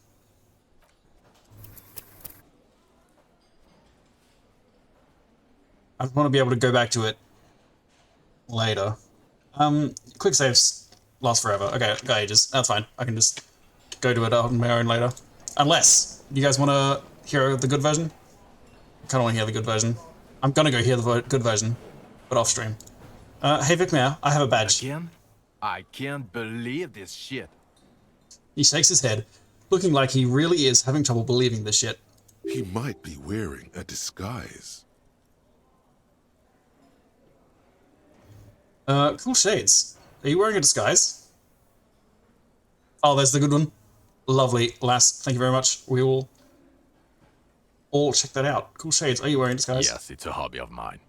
He looks at me inquisitively. As if waiting for some kind of reaction or response. Something to click. It's not happening, though. Who is this guy? There's something strange about this guy. I'm gonna figure it out.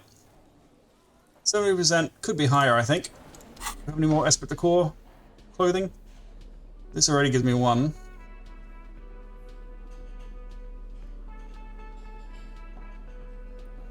Oop, no, it's just another cloak. It all only comes from jackets, so it's not helpful. Again? There's something strange about this guy. There's something that binds you to him. Some kind 72 of is so high. Maybe. A uniform. A firefighter's uniform. Exactamundo. I'm gonna ask you straight, Vic Mayor. Are you or have you ever been a firefighter? Well, that depends. Define fire. Me. Stop it, Jean. No, he's never been a firefighter. No one here is a firefighter. Okay, bye. Talk to you later. Okay, now we have to talk to middle-class woman as soon as we can. Oh, it's getting misty out here. Was it always misty out here? It's getting foggy out here. Middle-class woman. Working-class woman, sorry. Let's talk about your husband, though. I bet your name is Abigail. Right. What about Fuck. him? Honestly, not that different from you. Like a late-stage alcoholic. That's one way to put it, yes. No offense. I'd also add he's a little bit chubby. Wait, did she just imply that you're fat? You're not fat. The body type she's referring to is called a... I see, what else? He was wearing a dark brown leather jacket with a bright blue inner lining. The lining is hand-sewn. I made it myself. Dark brown and bright blue. It's his cool jacket. Cool. God knows it's too cold to run around in this. Who cares about the cold when you... I even tried throwing it away once, but Let's get out of the bin. what can you Weird. do? I've never I taken hope something out of a that bin. At least that extra lining helps him keep warm at night. She gives you Okay, a short this nod didn't before really help at returning all. to her books. What am I supposed to do there? There's no way to know. Ruby went up the coast. Getting pretty late in the night, though. Oh, this I think can be done now. It's late enough. Where was this? Out that way. Balcony smoker. Somewhere this way.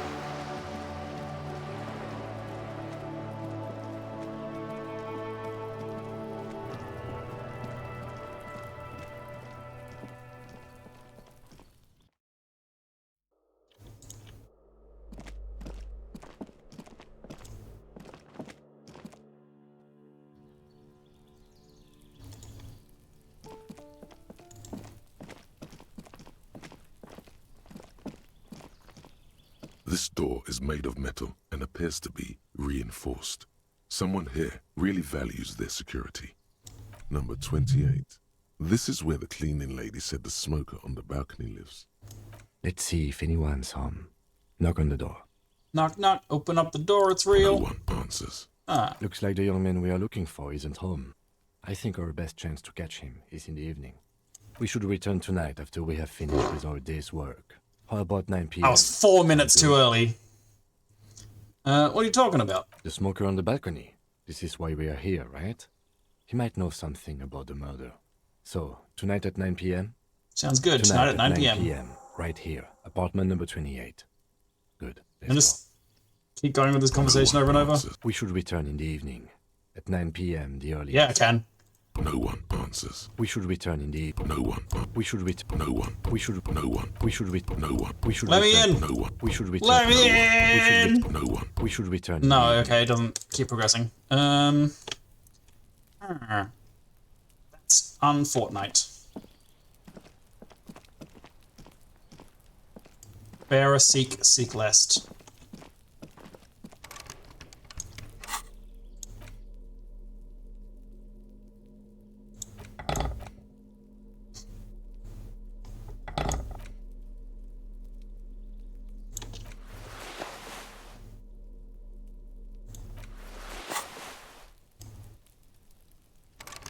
Oh, not these tools. Some other tool. Something along the lines of perhaps a key. Might find later. This is fine. I will go find someone else to talk to for 2 minutes. Cleaning lady, you still here? Ooh. That isn't just a five-pointed star. It's an inverted white pentagram cradled in a wreath of antlers. The iconography of communism, in other words. That doesn't sound right to me, but I don't know enough about communism to dispute it. The star and antlers was developed in the 6th decade of the last century and quickly adopted by Mezov and the communards during the revolution. Even today, half a century after, the star and antlers retains the ability to evoke hope, disappointment, and fear in equal measure. Why is the star upside down? To symbolize the toppling of the old order. Also, some social democrats were already using it. Why is it white? Because white is the color of peace. Hey, what does it evoke in me? What? Gone is the glory of hope. Only the scribblings of impoverished students remain in dirty hallways. High cost to pay, but we got through there in the end. It is 9 PM. Let's go talk to the balcony guy. Hey, there he is.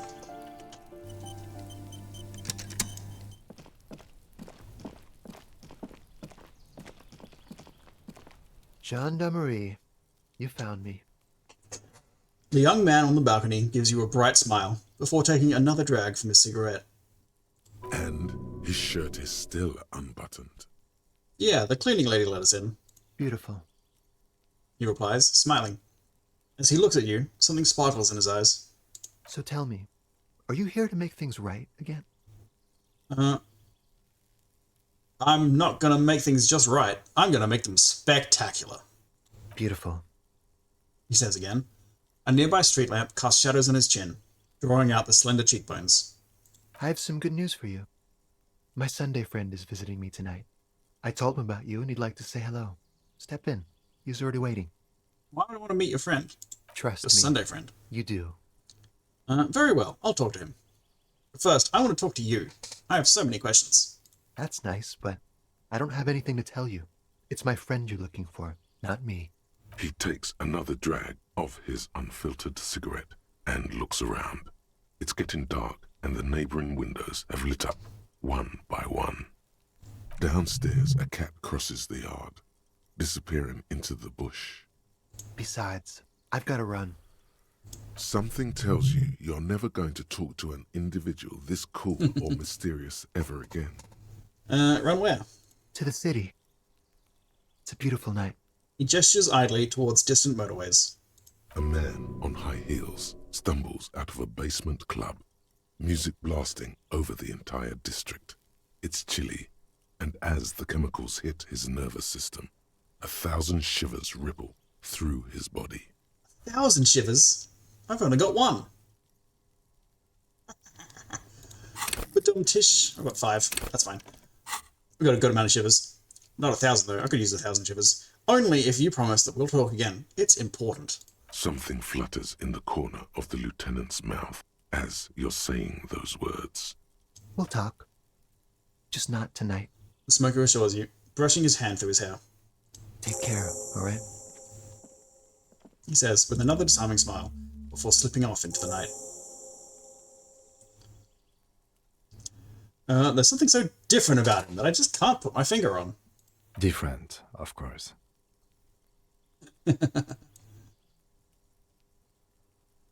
Oh, I'd love to put my finger on him. His shirt. Why is his shirt always unbuttoned? His shirt. The lieutenant squints his eyes, trying to hold back laughter. His shirt. His shirt. His shirt. He's trying to dive deep into the mysteries of his shirt. His shirt? No, I don't know why his shirt is always unbuttoned. His mouth tightens, as though he's trying to hold something back. He's barely holding it together. His shirt. It's all he can do to keep from bursting out in laughter. Come on, detective, let's go. We've got a potential witness to interview. Oh, I don't get to go through the other options? His Sunday friend, remember? I want to talk more about that guy, though. Yeah, it's not gonna let me. There's a quick save. I can come back and look at it. Just gonna steal all his stuff. A quarterly business magazine.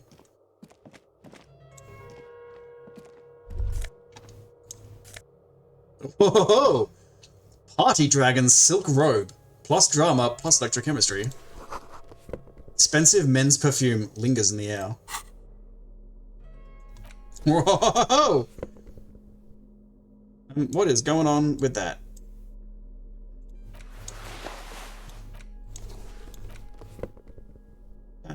That's not supposed to be doing that, I think. But that is absolutely the look we're going to go with. To talk to the Sunday friend. Jeans? Yes, jeans are an important part of this look. Let's put the tie back on. We don't need these. Now that is fashion. A robe so powerful it breaks reality. Breaks reality wide open. Oh, the boots though? No. No boots, no shoes.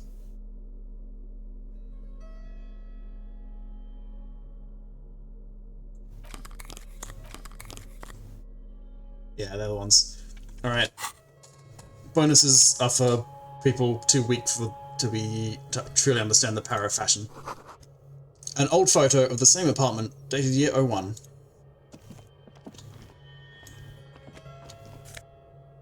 Ooh! Samoan conical hat, plus logic, minus suggestion. We're not going to need any suggestion here. Nah.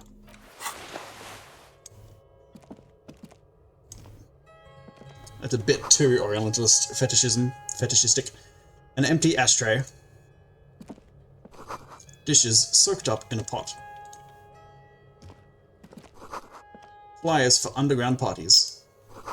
Dates for open lectures at a local university. An exquisite canopy bed made of metal. Buckets of paint on a layer of old newspapers. And then the Sunday friend. You have acquired the robe. Keep it, officer. It looks good on you. Thank you. His hands are clean and well manicured. This is a man who knows the importance of appearances. That's what I'm talking about. Appearances are very important. My name is Charles Vildrouin, and I am an official with the coalition government. I work for the Institute of Price Stabilité on assignment from Sur la Clé. I heard you talking to my friend outside. Very good. Super. I am here to assist you in any way possible. Ask me about the hanging. Before we go on, I absolutely have to inquire about this wonderful canopy. Oh yes, my friend has a great eye for these things. He refuses to tell me where it came from. It's a mystery. I believe they call this type of frame industrial. It's very comfy. That's really all I can tell you about it. He forms a little rooftop with his fingers. Cold air swoops in from the balcony. The lieutenant takes out his notebook and nods to you to proceed. Oh, I want to talk about the robe as well. Damn. I have to choose the thing I want to talk more about first. It's day 3 and I haven't learned that yet. You actually witnessed the lynching? I'm sorry to say I did, officer. The man gives a solemn nod. He didn't see the hanging. He saw the little show staged by the Hardys. Let him talk. He may know more than even he knows. Start from the beginning, if you don't mind. Officer, it's very difficult to describe what I saw that night. It was so surreal to me, like in a play. What do you mean, like in a play? It was just so strange. I could barely comprehend what was happening. I was on the balcony when it happened, getting some fresh air. I remember that first they came in, carrying what looked like a body. And then I saw all the surrounding windows go dead, one by one. That's when I understood I should not be seeing this. That lines up with previous testimony, doesn't it? Well done, detective. Thank you, sir. I think we've got the picture. Anything else stand out? Only that there were about 8 or 10. I couldn't make out anything. It was so dark. And it was quiet. Quietest lynching I've ever heard of, let alone heard. But I suspect you knew that already. I can't say I'm surprised. The fine reputation of the men and women serving in the RCM is well deserved. What's an official like you doing in Martinez? What can you tell me about your friend? Ah, my friend. My friend is a good young man. His family immigrated here from Kedra, and life has not been easy for him. But he understands the importance of education. He has taken his future into his own hands, and that's all that matters. What's Kedra? Kedra is a candidate member of APIS. But, between you and me, their PS. potential membership is a more contentious issue. What do you mean? That it's never going to happen. They entered negotiations in 21, and it's been pending ever since. What's this piss thing you keep talking about? EPIS is a very special program developed by the Moral Intern to support certain Occidental nations. It began as a unified system of weights and measures, which proved to be a wild success. Nothing but kilograms and centimeters as far as the eye can see. It was such a wild success that we expanded it into an economic union for the processing of steel. Another success. And between you and me, the Moral Intern feels emboldened by this success. Emboldened to take EPIS to the next level. EPIS. What does it stand for? Why, it stands for progress and stability, like the Moral Intern as a whole. No, what do the letters stand for? It's been such a wild, extraordinary success thus far. We are very excited to take it to the next level. Doesn't know what piss means. Doesn't know what the letters stand for. You don't even hear the words I'm saying, do you? A supranational political alliance. The United States of Occident. Is it going to be like this place here? You mean Revachol? No, it's going to have transparent democracy. Is Revachol going to be part of PIS? It's one day going to be a candidate member of EPIS, sure. Except that candidate members never become full members, do they? Didn't you say that candidate members never become real members? No. Candidate members do become members. Why do we even have the whole system in place if they don't? It just takes time. Time and evaluation. But we were talking about my friend here, not politics. Yeah, I got too far into Kedra. How did you two become friends? How did any of us become friends? Bad things happening on the Insulindian Isola? Oil platforms ablaze in the night? Civil wars lasting for years? Finally, the international community is forced to step in. What are you talking about? No one becomes friends that way. Au contraire. It's how millions of people end up where they are. Meeting the people they meet. It's how I came here, and my friend too. You still haven't told me who he is. Sorry. Who? The man throws a quick glance at his watch. Your friend, the smoker on the balcony. We were just talking about him. But I told you, officer. He's a bright young man here to pursue his education. Education is the foundation of our future, especially the arts. It is a cornerstone of our civilization. Okay, what's his name, though? Officer, you have to understand. I can't give you his personal information.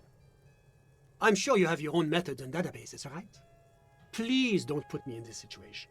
So all you can tell me about him is that he's here to study the arts? He's deeply enmeshed in the study of the fine arts, yes. Which fine arts? He's a truly free spirit. He likes all the arts. Perhaps graphic design, printmaking, who knows? The world is open wide for a talented youth like him. Every art. What are you doing in his apartment by yourself? I'm just enjoying the view. What view? It's dark outside. Listen. He says, raising his hand. A baby is crying in the neighboring apartment. Someone's baby is crying. No, listen. He says again, looking outside. The Insulindian Bay. What about it? This place used to be a luxury accommodation before the revolution. Apartments, of course, were much bigger then. A few walls have been added here and there, leaving some of the tenants without a private bathroom or a kitchen. But the million real view stays. You can't take that away.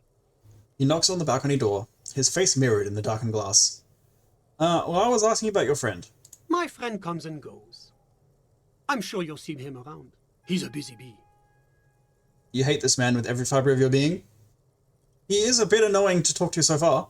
A busy bee? What an odd choice of words. I have something else in mind. I'm all ears, officer. What's an official like you doing in Martinez? The coalition Avoiding is only every looking question I out have. for the price stability. Inflation is a killer, like a heart disease blocking the normal circulation of the economy. It must be controlled. The economy impacts the entire international community, which is why it requires international oversight. Okay, what are you doing here in this apartment? Well, I'm renovating it. It is an interesting project.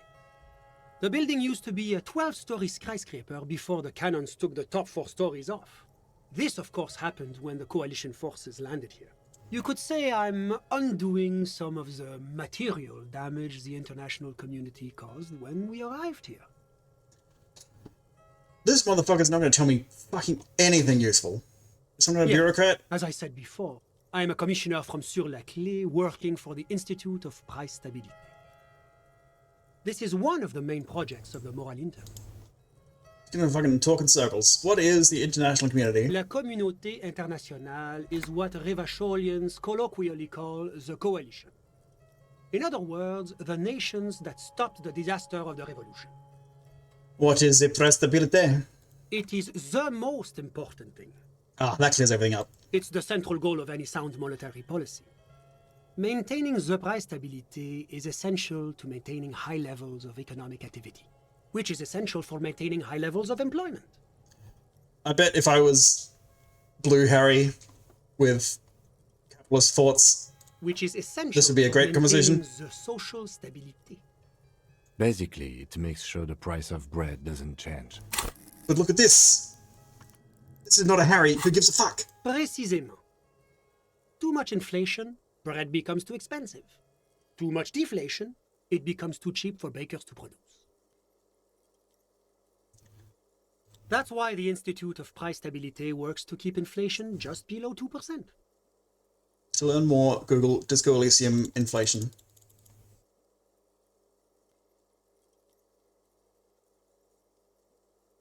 And to make sure you're getting the information from this conversation, add Disco Elysium inflation art, so you know it's about the balcony friend. No, don't do that. Do that. No, don't do that. Below 2%. I want to talk to something else. You're not answering my questions at all. You're completely useless. The coalition believes in the importance of informing the public Uh-huh. about the benefits of the price stability. No, I'm good, dude. Don't need an Transparency informational A pamphlet. sound monetary policy is essential Holy fuck. for addressing uncertainty. Stability is the raison d'être of the Moral Inter. It's the reason why I identify as a moralist. But oh, I don't have my leaflets on me today. That's too bad. You can always call our information line. Making information Yeah, I'm available done. is part of the Moral Thank you very Whatever much. you wish, officer. Where's the fugitive? Nope, I'm not fucking telling you shit about nothing. That's it. A Thank moment. you. Officer, do you have everything you need from me? I'm afraid we won't have the chance to speak again once you leave. Why not? It's against diplomatic best practices for an official in my position to be discussing murders with local militiamen. And I'm pressed for time. After you leave, I should be leaving as well. Unless you personally have enough blue skills to know blue skills only make you hate him more. That makes sense. But like, yeah, as Red Harry, as low int, like, the character cannot understand anything he's fucking talking about. Thanks for the heads up. My work here is done. You were useless. I didn't learn anything new. Goodbye forever. You awful ghoul. That was a waste of a cool half an hour.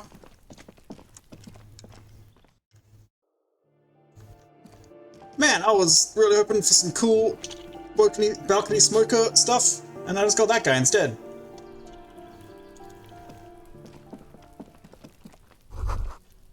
Another splattering of bullet holes on this wall. The spread pattern of these bullet holes makes your chest ache. Your breath grows heavier.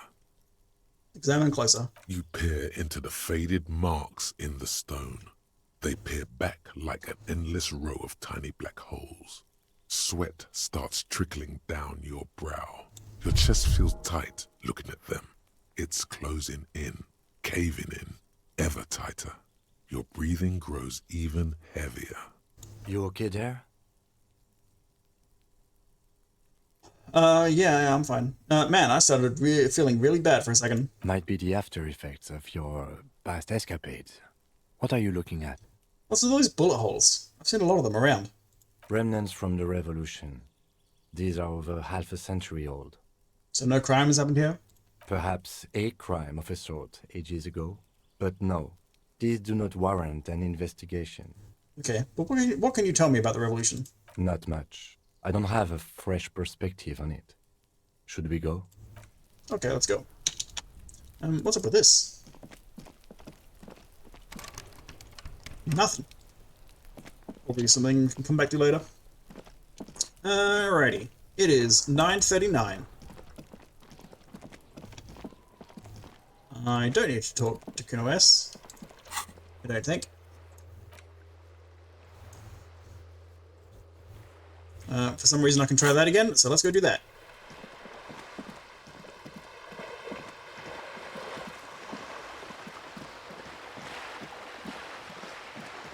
Very important work.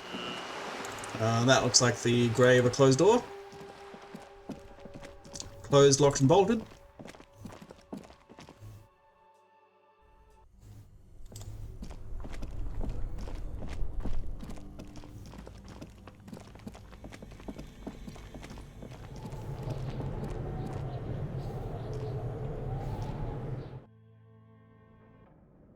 Oh yeah. This room. Maybe we should put some more clothes on now.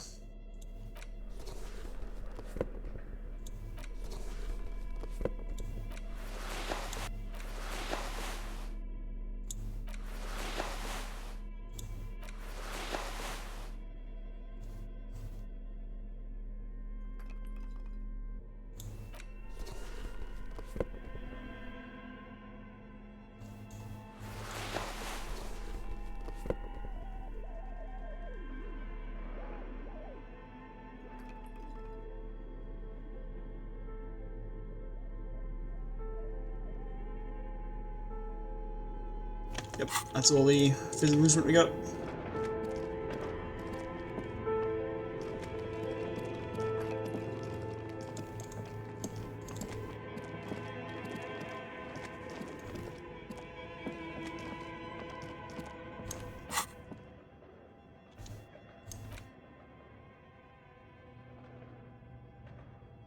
I didn't notice. Let's get this. This might have been talking to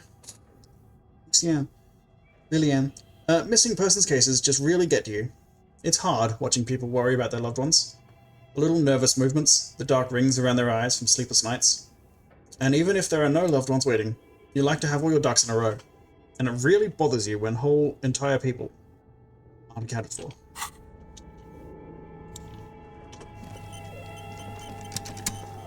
The barbell waits patiently on the floor, like a dog for its master. Come on! There's 72%! I'm dying here. Literally. You manage to hoist it off the ground, but the barbell feels wobbly and dangerous. Your hands slick with sweat. Turns out you're no beast, just an old man with bad form. Say nothing. Weightlifting was never my favorite either. At the station gym, I mean. I prefer running. It clears your head. I want to lift it so bad!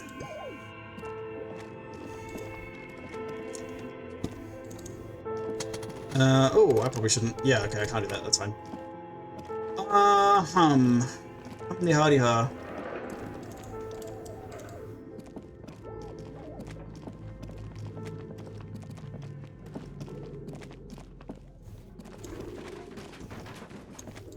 What are we up to? What's next? Go back down to the beach. Dr. Clausia.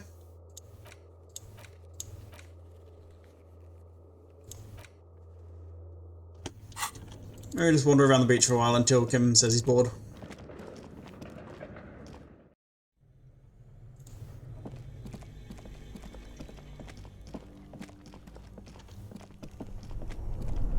How's this going? This orange machine is dead. You slip your fingers under the frozen lid. No, this is going to need something else. If you want to try again. Equip the prime. Yeah, not yet. I thought it might melt over time, and it might over a longer time, but we're probably just going to need a nice, juicy crowbar.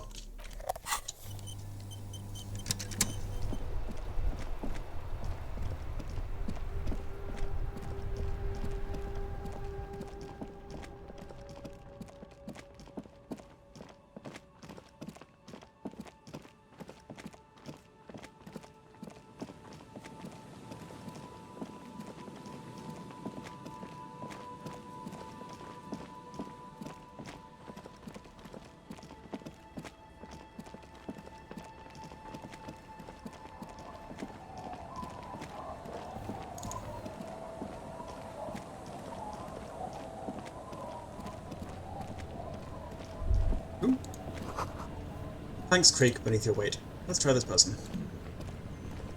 The ladder leads to a school of fish swimming in the kelp. I'll just keep it's the Joyce. border leachy in the channel, if that's okay. It's too shallow near the pier. Joyce, what are you doing on this side? Hi, ma'am. And it's a jetty, by the way. Of course. Jetty. I prefer a good jetty to a pier any day. Jetty. Jetty, jetty, jet, jet. Hello, ma'am. Hello, detectives. She fastens the end of the line around the post and straightens her back. It's good to see you here. I only just arrived myself. Full lie. You were here like an hour ago. What brings you here, madame? Nothing, really. I've had my eye on this jetty for weeks now, so I decided to investigate it personally. This cluster of buildings isn't on any of the official maps, as far as I can tell. Do you have a spare official map? I would love an official map. How do you like it here? How do I like it? She casts her gaze toward the village. Slush melting on the cinder blocks. Construction work left half finished 10 years ago. Water drips down eaves of Eternite. The jetty below her feet creaks to the tune. The smell of salt and dog shit in the background. It's pornographically poor. The street has no name, all the men are dead or missing. And is that the carcass of a motor carriage over there? She squints her eyes. How could that possibly have gotten there? I'm surprised that woman hasn't put me to the sword yet. Maybe she will. You should ask your questions while you can. Dark eyes survey the coast leading up to Martinez. Dull grey metal rests in her scabbard. A sword. The wind is too loud for her to hear. Fortunately for you, madame, the RCM is on the scene.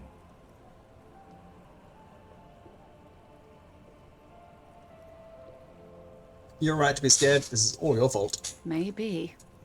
She leans against the railing, looking up at the grey sky.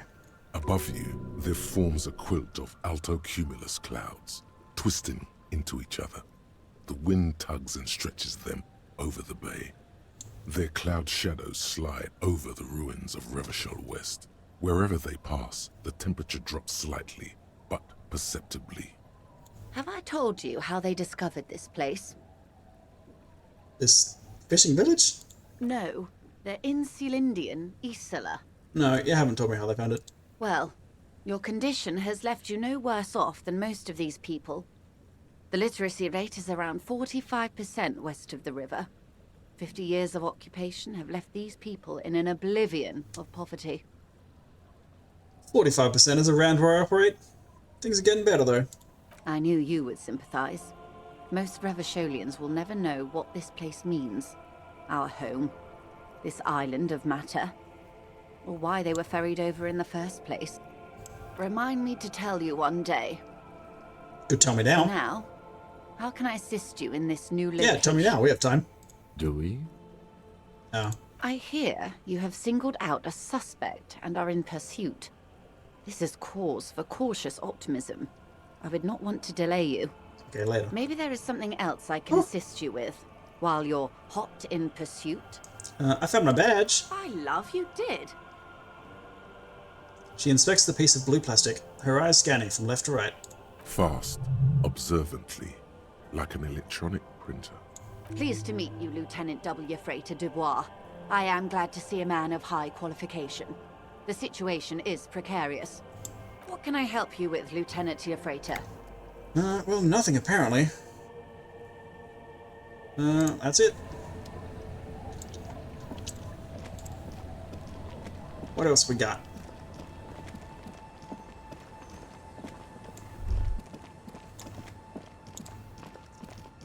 Hey, what kind of jacket you got on? Blue lining in there? Very difficult to tell. Wake up! Wake up! Brush and powder on makeup! There's no waking nope, him can't do it. From his Today. stupor, his mind Stars. is elsewhere. This could also be described as being brown. The Blue? legend returns. No, you no know blue. the dance? Smokable smokes? Nah, bruv.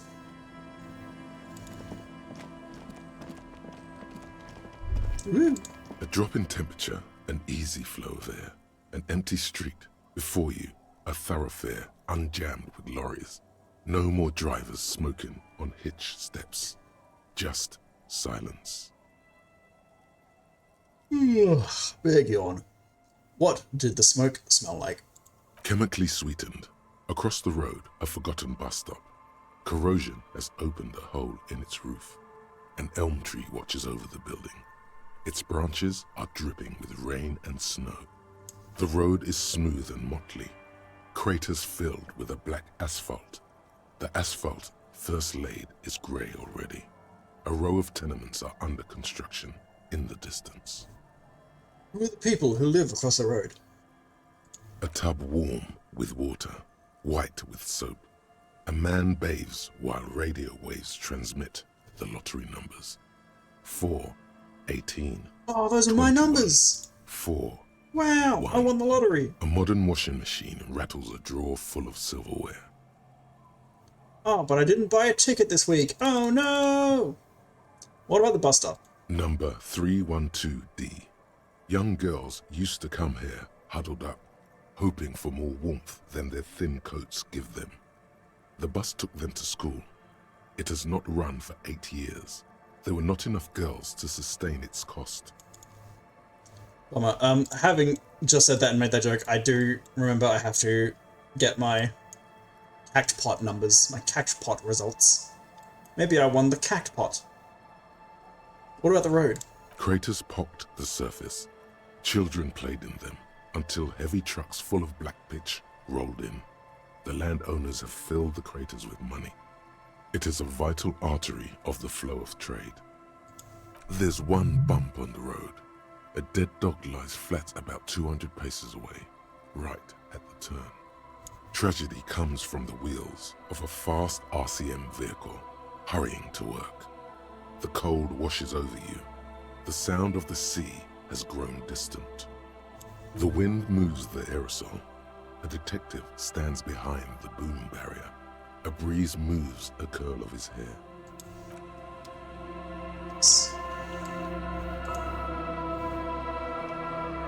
Oh, try to go that way. I see. Let's try up here.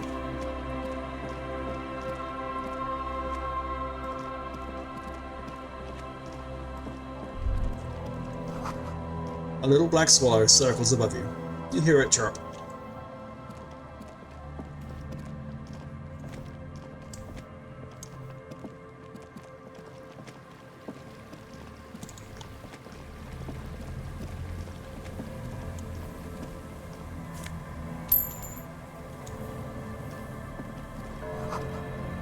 Rust-eaten letters read, Bazut.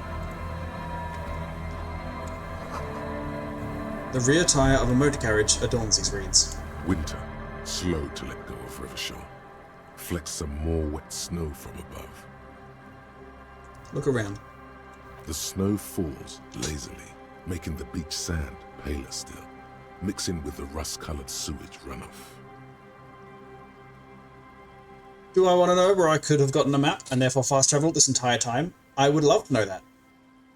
Was it somewhere in like the first day? Bookshop? That makes sense. You know what? If I were to think about it, that's probably the place I would have guessed. And I just never thought about it. And now I can't do it until tomorrow. Fuck. It's fine. Do it tomorrow. That's so much running around I've done that I didn't have to be doing. Damn it. The snow falls lazily, making the beach sand paler still, mixing with the rust-colored sewage runoff. Like day one I probably could have done that. Ah! And to think, it seemed as though it were already spring. How does it feel? The melting snow seeps through your thin clothes. Grandmothers don't let their grandchildren out dressed so lightly in this weather. At least your hair is protected from getting wet and sticking together. You look around.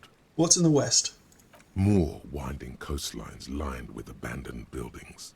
Crumbling piers, salt water lapping at their dark piles. Grey and red forgotten city blocks. What remains of the pre-revolutionary effort to gentrify the coast. And beyond that? The waters turn black. Coal City in the shadow of San Martin. A boom town. Back when coal extracted from countless shafts near the city was needed to power Revachol. No more. The coal was supplanted by petroleum from the ocean floor and hydropower from the Esperance. Everything crumbled. These days, only the weakest remain in Coal City. Their hopes of getting rich linger in the defunct shafts under their feet. What else is there? Below the old mines, L'Océan Municipal, Revachol's underground cemetery. Le Petit Rat braved the underground passageways, trying to get to Le Royaume. Children under 14, they go underground looking for artifacts to sell to foreign museums. And for fabled relics, their parents let them. They go deeper. Deeper. After rubies, Melchiorite, lapis lazuli, plundered from Safle and Seol during the time of the suzerain. In the burial chambers of the kings, Grand Old Philip, Guillaume II, and even in the mausoleum of Philip the Opulent. 2 kilometers underground, in a winding shaft along whose walls mirrors have been placed, so that daylight may eternally fall upon the richest of all the kings. The mausoleum contains untold quantities of gold, and that special, purest of the pure magenta cocaine, favored by Revacholian royalty. Oh, get fucked, Heisenberg. Blue cocaine? Not good enough. We got the magenta cocaine. Did someone say good shit? Untold quantities of cocaine? Drop everything immediately and go looking for this horde. Priority 1 chemistry. As soon as Kim's gone to bed, wipe the snow from my shoulder. Few Petit Rat return from the shafts. Even fewer find what they're looking for. A small child steps out of the black tunnel with silver trinkets in her pockets. All around her, white snow on the extinguished coke furnaces and on the weather-worn shacks where fathers beat their sons after drinking. The snow melts on your fingers, turning to water. Chicken, this is such a good game. This is such a good game. Agreed. I'm excited to be able to play it again when I'm done. Shivers, there's so much here. I'm glad I went Red Harry for this first way through. Shivers is pretty good. The canal you crossed to get here and beyond it. Martinez proper, the district the police forgot to police. There is laughter, lights, attempts at entrepreneurial activity, cynicism. But I'd probably say the same thing about whichever skill I prioritized. Yes, I have played the first day twice before, I think. Once or twice. And never like fully committed to it. But this time I'm streaming it, so I have to keep going. Attempts at entrepreneurial activity and cynicism. Someone is scraping snow off their windshield at the roundabout, in the midst of which a statue of Philip III serves as a destination for grade school field trips and a fine perch for winter birds. That's all? Like all monuments, it's also a warning. 6-story ruins on the south side of the roundabout cast a long shadow over the profligate king. A fenced-off yard, there's a truck belonging to a logistics company parked next to the gate. Bright light from a building behind the fence reflects off its hood. What's in the north? The abandoned church, one of 2 remaining stave churches, which were collectively called Les Sept Sœurs. The other 6 sisters were destroyed during the Revolution. And further north? A serpentine strip of land weaving its way into the Martinez Inlet. Unfortunates on the run from the law, from themselves, sometimes hide out on nearby islets. Little dots in the ocean that are occasionally submerged when the tide is high and the weather foul. And what's on the islets? Surely it's islets. Islets, islets. Let's keep going. The remains of a camp on a jagged piece of rock, a tent, old dishes and cutlery, long since abandoned. A hermit crab scuttles among the debris, looking for a new shell. Further out, the lights burn bright on Resurrection, way beyond Martinez, a popular spa destination for ample-bodied Ozon kids with equally ample pockets. And on the other side of the inlet? Then there's Ozon, but the snow falls too thick. You cannot see that far. Before that, before the curtains are drawn? The Bay of Revachol, vastness, great depth, over 1,200 meters at its deepest. Water, air brinier than hair. It is crisscrossed by huge cargo ships bearing company logos. Wild pines, Zam, Mauryan, and at the farthest reaches of the Bay of Revachol, the shadow of the coalition warship Archer, on perpetual patrol duty, ready to unleash artillery fire if you were to rise up against the market. You shudder. Capitalism is perpetuated by violence. What's in the south, though? The raised motorway, 881, separating Martinez from Jamrock. Vehicles whoosh past one another day and night, while those who reside in the labyrinthine alleyways beneath the motorway attempt to carry on with their lives in the snow and the slush. And south of the 881 is the Pox. Was once a park, a place for reflection and recuperation for the patients of the old military hospital. In the 20s, it was used as a quarantine center during a measles outbreak that killed many children. Most everyone has avoided the hospital and surrounding park ever since. The Pox is completely wild now. Evergreen thickets covered in snow and industrial dust. Feral dogs and even wolves roaming in packs. The police try to keep the deepest corners cordoned off. But still. Heavy drug users do slip through and hole up in the old military hospital, hoping to find something to get high on among the hastily abandoned supplies, or just to overdose in peace. Further south. A line of motor garages with armored carapaces hunched in the cold. A mechanic is hard at work, patching up bullet holes in the side of a Capri 40. These are the garages of Precinct 41. Snow settles on the roof of the repurposed silk mill. It serves as your station. Shivering RCM personnel hurry in and out of the main entrance. Around you, the snow continues to fall. To the west, the ocean swells. No, that was home. I want more. The stairs descend to central Jamrock. A man named Cooklove has a snow-covered stall there, in the market across the bridge. He sells kebab infested with fly larvae to your colleagues who believe eating it will make them immune to food poisoning.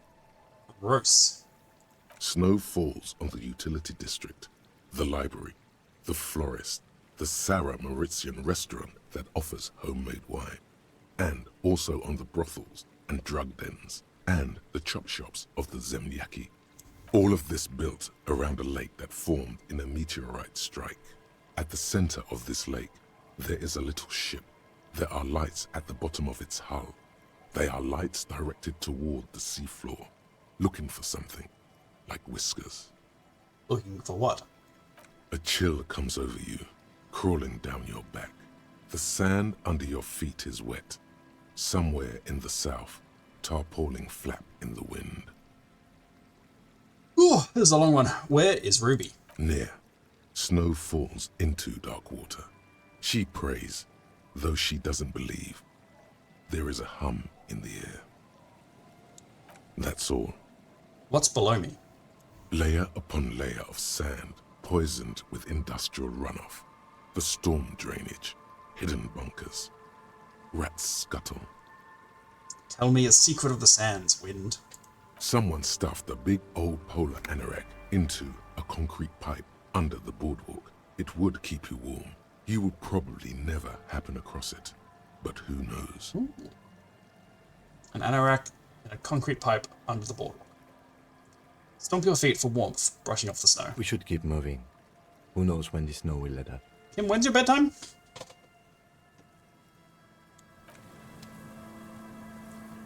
Not yet, it seems.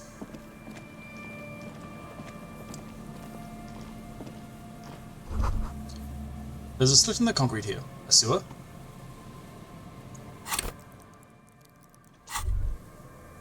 The light vanishes inside the concrete slit.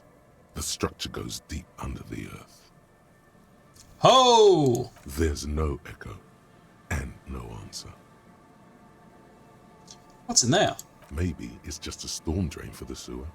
Kim, what's down there? No idea. Could be connected to one of the buildings around here. Think we might find Ruby down there? We might find her down somewhere. There's an old storm drain system beneath Martinez that's mostly collapsed. Revachol sewage system has been built and rebuilt 4 or 5 times now. In conclusion, she could be under any building. But not in here? I hope not.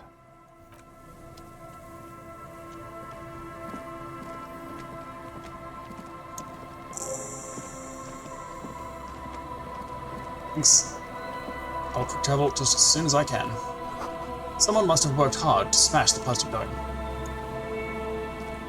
A metal payphone under a yellow plastic dome.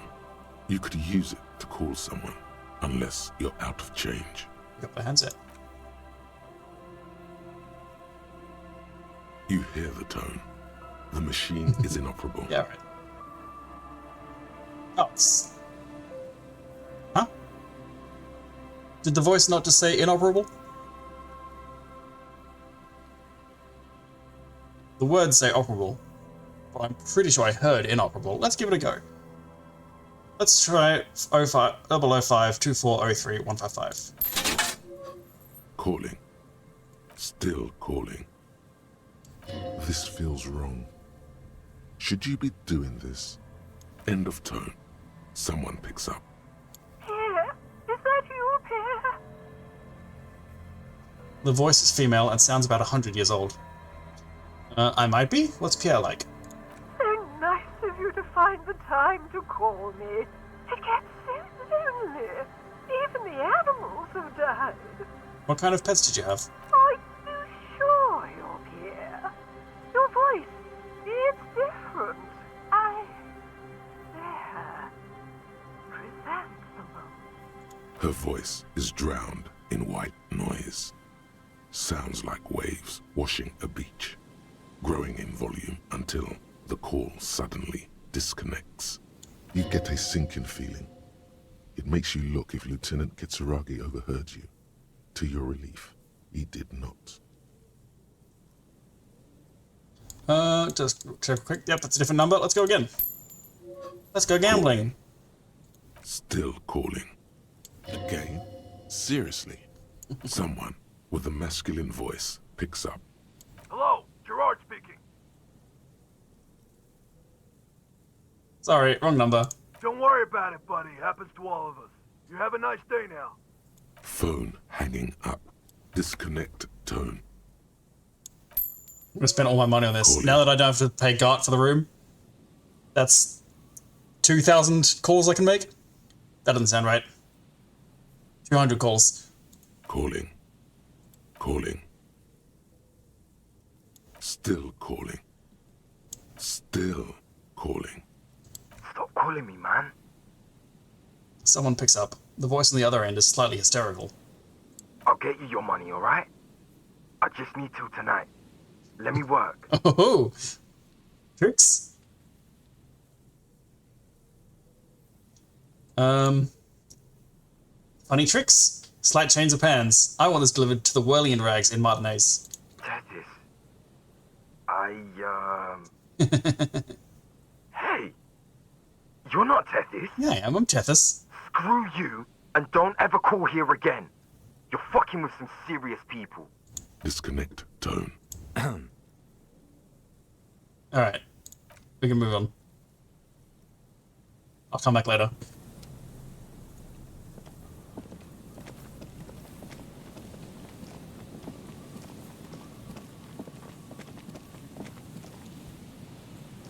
Someone has left an unidentifiable article of clothing on this railing.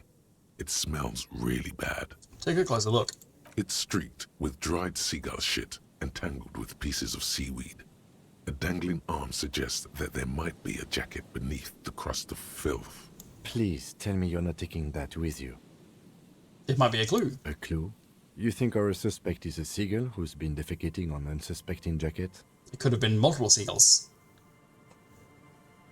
One seagull couldn't operate the gun that shot what's his name. But many seagulls working together in concert, it could happen. You should still take it. Gross. It's gonna bust his case wide open. A makeshift roof. Vagrants have tried to make the boardwalk inhabitable.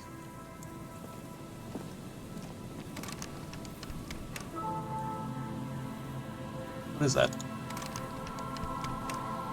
Tools help. Yes. Ooh. Scott.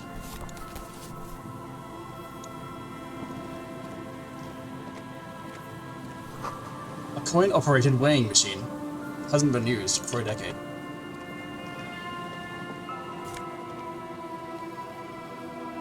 Mega Bino's prescription lenses. +2 encyclopedia, -1 perception. Vagrants have recently painted the top red. Water drips from it.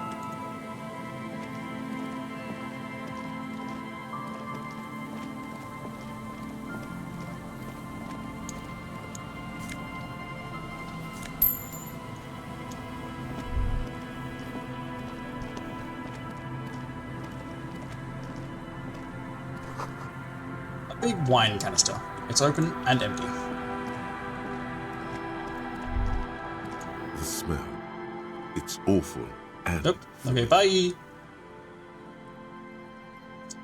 Oh, it is awful. What is it? Don't you recognize it? That hideous pungency. That faintly cloying sweetness. Only death smells like that. Oh shit, dude, are you dead? Something cold wakes in the pit of your stomach. Fear. What's up, Lieutenant? Something's not right here. The lieutenant has already brought a handkerchief to his nose. There's some tear, an empty cigarette package, and a crumpled kebab wrapper in the trash bin. I'll come back to that. This seems more important. Hey, guy.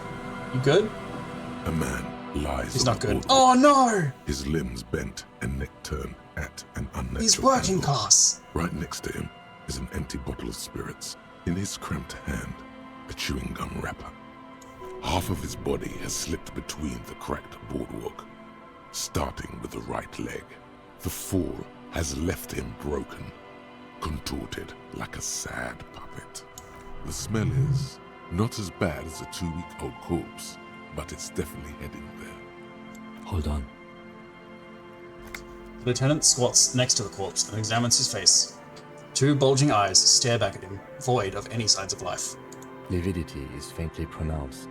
Whoever this is has been dead for 2 days. No longer. We need to investigate. He stands up and shivers as a gust of wind blows through his bomber jacket. Another dead body. This is your job. Steel yourself. Calm now. Carefully. Just another day. Just another dead body. Breathe. Study the man's clothes. He's wearing mud-caked boots, beige trousers, and an old brown leather jacket with a bright blue lining. There are traces of kebab sauce on his chest. It's the jacket. The leather jacket suits him well. It must be custom made. Search his pockets. You find some sunflower seeds and a rain-soaked library card folded into two. His jacket feels sodden and heavy under your hand. Good. We should take a look at that library card after this is done. Study the man himself. The man has fallen through a crack in the boardwalk and hit his head against the metal bench. Coagulated blood covers his black hair. One of his feet is still dangling through the hole. You have to be quite inebriated to fall that bad. Well over a liter of pure ethanol. 3 bottles of wine, or 1.5 of spirits. Examine his face. His expression is dull, like the sea behind him. Drops of water shining on his moustache. His eyes, empty and wide, look frightening in their frozen gaze. Height, 170 to 175 centimeters. Curly hair, stout build. Age, approximately 50 to 60 years. Study the surroundings. There's some dried blood on the metal bench, right where the corpse's head rests. The floorboards are rotten and slippery wet around the hole. An empty bottle lies nearby. A chewing gum wrapper is clutched in his fist. Be very, very careful where you step here. Examine the man's head. A dried chunk of blood covers the hair at the back of his head. An open wound. It's sticky and cold to your touch. I don't see any other major wounds, do you? No, just this one at the back of his head. Seems like the head wound was fatal. It's exactly the shape of the bench. Examine the bottle. A .75 liter Tallulah vodka with its cap missing. There's hardly anything left inside. It's mid-market spirits with a slight touch of menthol. The man meant to enjoy himself, have a good time. Tear all around us. He looks at 2 other bottles forgotten near the coin-operated viewer. Examine the chewing gum wrapper. Grabowski spearmint chewing gum. Green leaves on the cover. The man's mouth is half agape from the terror of the fall. Look in. The blackness of death. Stench. You think you see white chewing gum too. Confirmed. Nearly the whole pack is there. Solidified on his lower rear teeth. That's weird. He ate the whole pack, right? It's to cover the smell of alcohol before going home. The worst thing is, I've seen it before. Almost the same scenario. Even the chewing gum. It's always the same.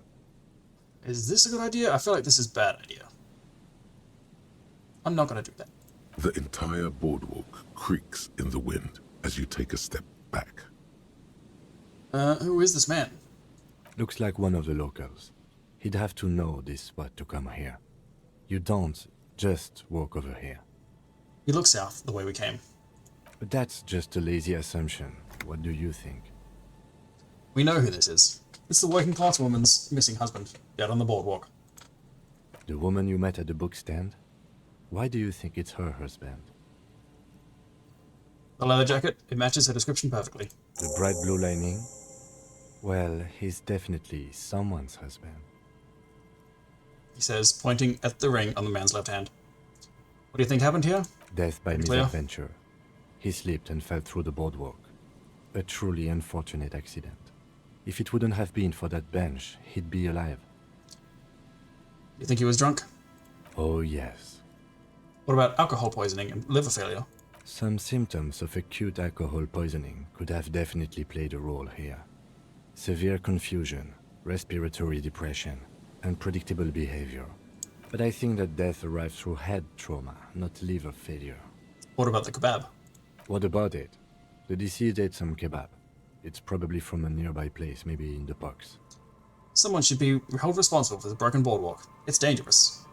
They'll seal this place off after the news reaches the Coalition officials. I doubt that they have enough resources to actually repair the boardwalk. Not that sealing it off would keep anyone away. All it does is keep the city council's hands clean. Right. It does seem to be a pretty straightforward misadventure, although there's still a question of identifying the body. What should we do with him? From where I stand, I can see two options. We either take the case and follow the leads to identify the body on our own, or we report back to the station and leave this for our colleagues to handle. Dumpy, you just popping in to throw some jarred piss at the wall? Thank you for your jar of piss and the glass shards that it leaves all over the floor.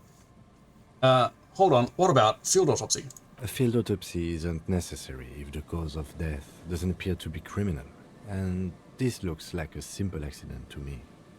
I'd say we should just write down head trauma and leave it at that. Let's keep this detour as short as possible. The sooner we get back to finding Ruby, the better. You're right. I don't see anything criminal here. Let's leave it at that. Good call. The guys at processing can take care of the rest. We found him. We should finish this. Alright. We should first examine the library card you found. Then we can call the station from my kinema. Let them know we are taking the case.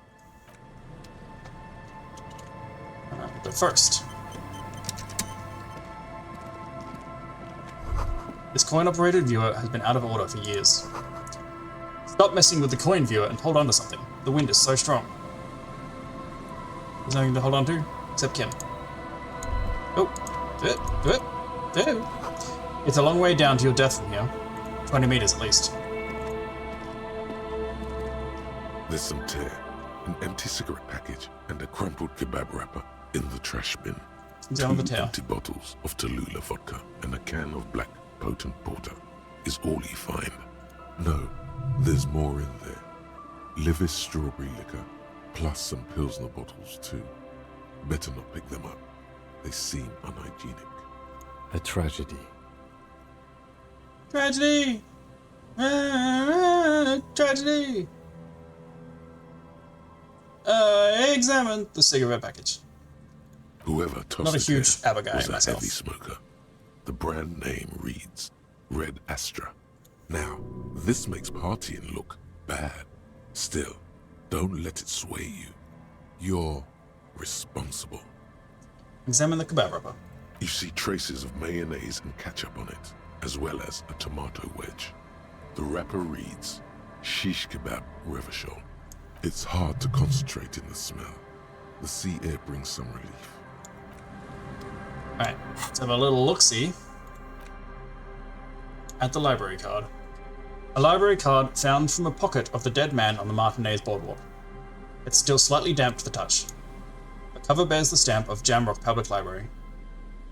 The library card is folded into two and still slightly wet to the touch. The front side reads Central Jamrock Public Library Card, issued to Billy Mejean, expires July 53. Billy Magine was not my lover. Lots of songs today. Look inside. Whoever owns this card is an avid reader.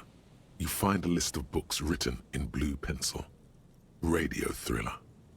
Stand a little less between me and the sun.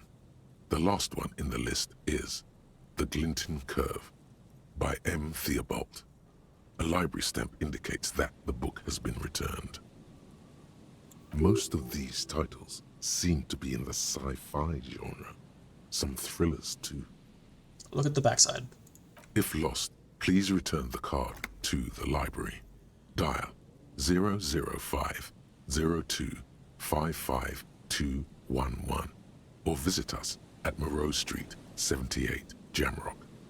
Business hours 900 to 1800. Good. We should give them a call from my kinema. See if we can learn anything about Billy Mejean. Between 9 and 6. Good idea. There was plenty of information here to go by. Okay. Alright. Ooh. Careful there. These floorboards look rotten and weak. Moonshine, probably. Smells like tasty fermentation. Anything down this way? Doesn't look like it. It's a big building. I imagine 11 o'clock is too late in the day for working class woman to still be there, but I should go have a look anyway. By running the entire way, I don't have the map. I'm still mad about it. Ooh. A kick drum pulse. The music is coming from somewhere on the ice. Feel the shadow of a very large building fall on you. The sign reads, St. Brune, 1147. Investigate that tomorrow. Dusty pews in the shadows. Many seem to be missing.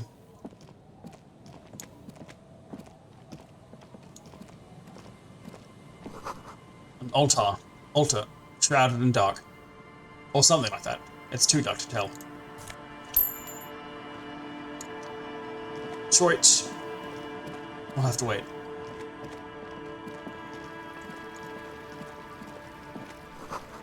Full of holes. Could the posts hide treasure? Look inside. Obviously I'm going to do that.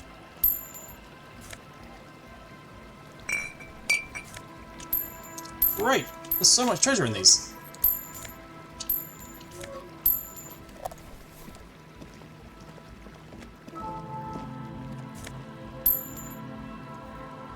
And what's up with that? I got distracted immediately.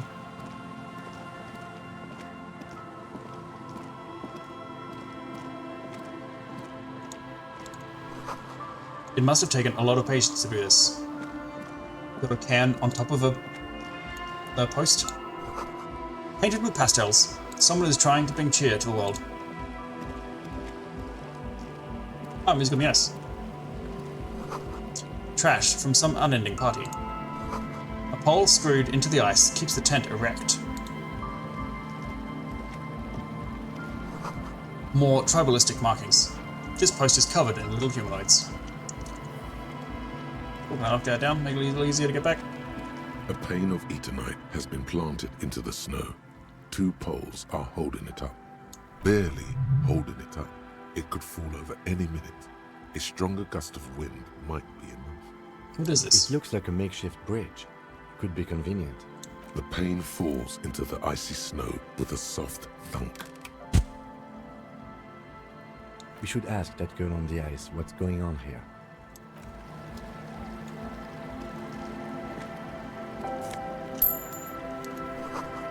A school of fish huddle around the fence post, then scatter into the dark. I've already forgotten what I was going to do before I got distracted by this, so let's get distracted by this more fully.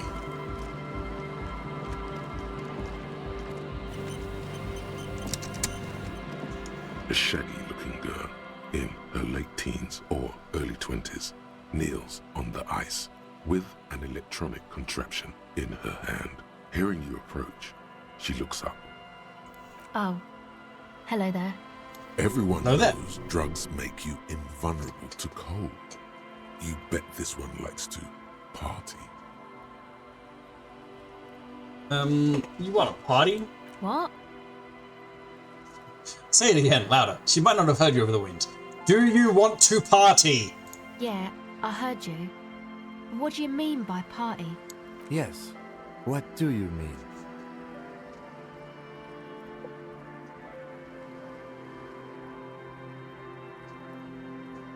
I mean, we get drinks, come back here, sit on the frozen sea ice, and drink until we start talking about fucked up emotional stuff. The worst. Or we get drinks and we get drugs. She knows about drugs. Electrochemistry says she likes to party. Let's get drugs. Yeah, man. Yeah, Kim's on board. The lieutenant suddenly appears to your right with his collar popped insanely high. Got any dope? We need some dope bad. I got the boogie street checks. Commit to the bit. Go for it, Kim. Trying to score some dope, man. Trying to score some smack. You got any? You're from one foot to the other. What's smack? The D, man. Gotta hit that D. Kim, you gotta get the D. What's the D?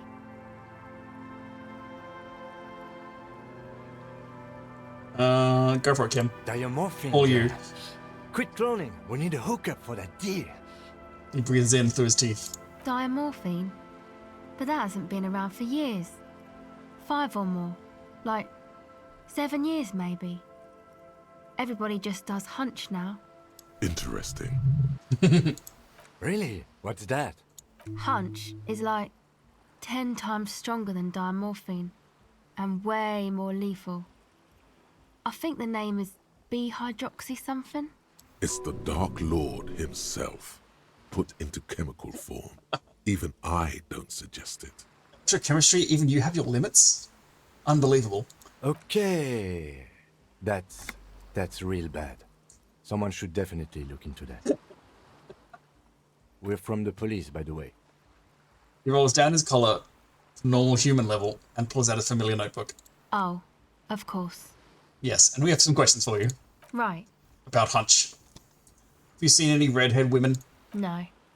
Just no? It's pretty desolate here.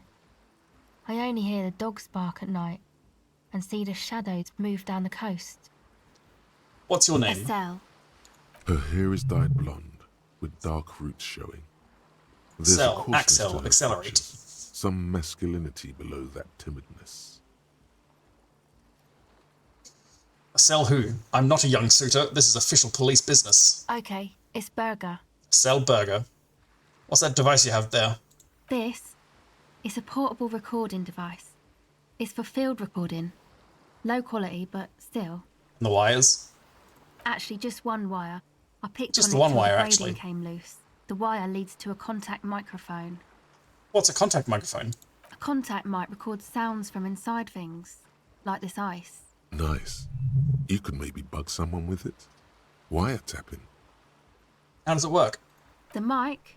I don't exactly know. Somehow it doesn't pick up vibrations from the air. The book said it only picks up structure-borne sound, if you like technobabble. Where'd you get it from? Same place I got the recorder from, the Palaceum. What's the Palaceum? Oh man. Oh You haven't been to man. the Palaceum?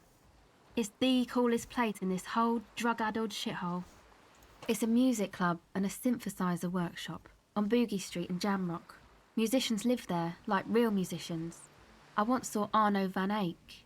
Oh my god, Arno van Eyck. Who's that? Oh yeah. Guess you wouldn't know Van Eyck. Or really be a Palaceum going kind of person. And she says, looking me over, assessing her age.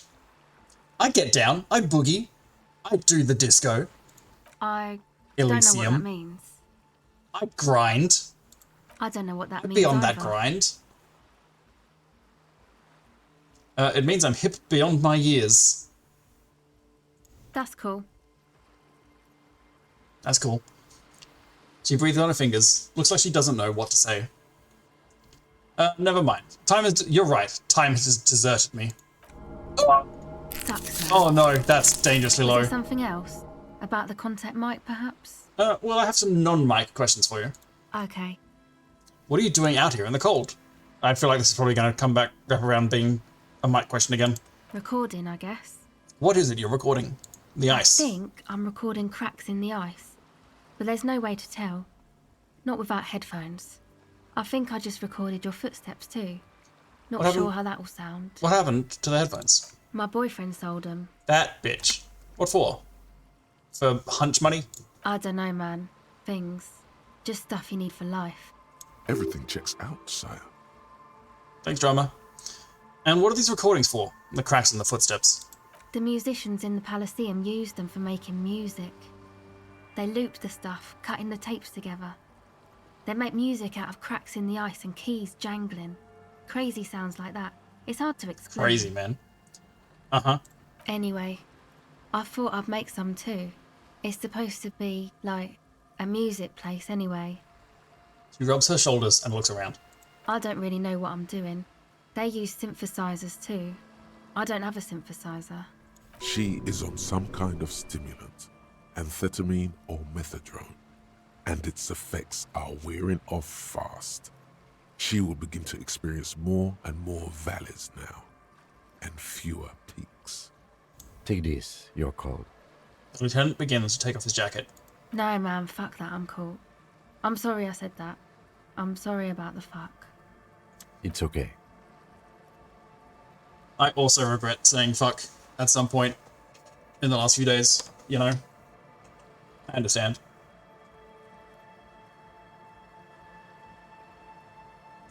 I like my hat. But I guess I should probably give it... So she got a hat? No, she hasn't got a hat. You need this hat more than I do. Thanks. Ah, my hat. Regret. I want my hat back. Can I have my hat back? You said it. It's supposed to be a music place. What is? That? The boys think it could be a place, like the Palaceum or something. Stupid. It's really not going to be a Palaceum, that's for sure. The boys? Yeah. Andre and the guys, they're inside, in the tent. I had some other questions. Go ahead. Oof. Oof. I don't want to steal the tape recorder. You seem surprisingly comfortable with being questioned. Why is that? Well, it's just questioning, right? You're just questioning me. It's what cops do. Have you been questioned before? Once or twice, yeah. I'm sorry I haven't had the Revachol experience they get east of the river. What's east of the river? Rich people. Rich people are east of the river.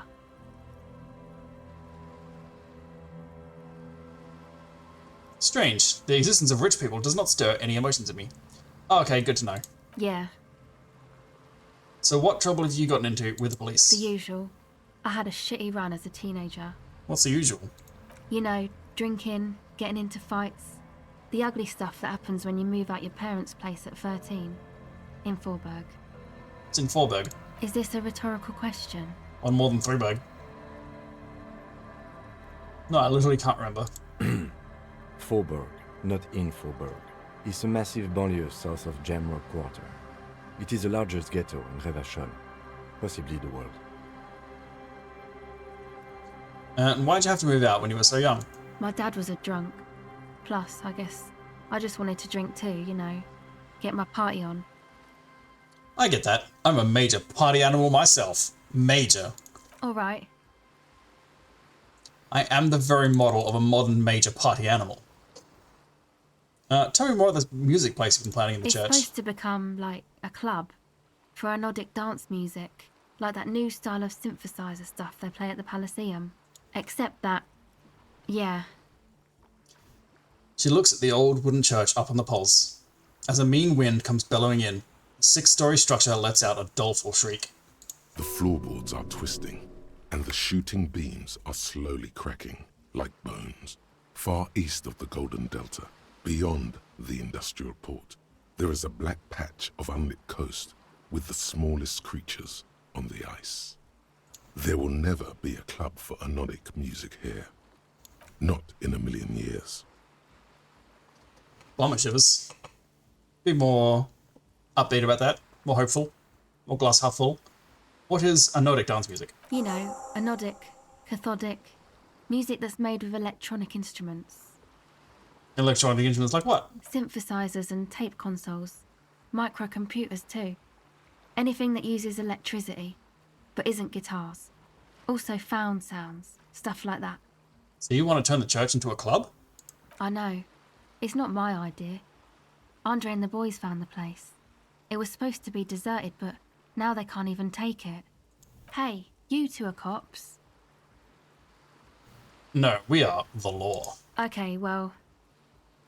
maybe you could talk to Andre and the guys. Because there are some strange things going on in that church.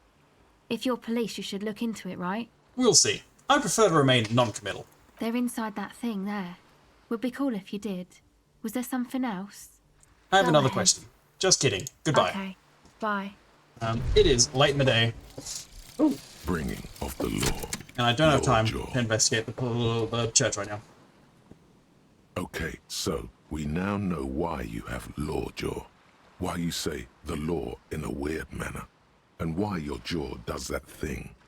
You had polio as a child. You hadn't gotten vaccinated. It must have been right after the revolution. Not a lot of vaccine going around then. So you got infantile paralysis due to polio, and this jaw thing is a complication from that. Admittedly, it's not very funny, but you overcame it. This little infant survived and became a sharp-shooting super cop. So, fuck you, polio. Learning cap for hand-eye coordination raised to 6. Succeed all hand-eye coordination passives. -1 rhetoric. Jaw is still weird. Sounds like it's probably pretty handy. Hand-eye coordination for days. And take away bonuses, maybe? Oh, I still might need some bonuses. Alright, this is stuff to deal with later.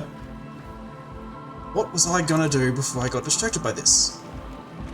I have no idea. I was heading back to town for some reason.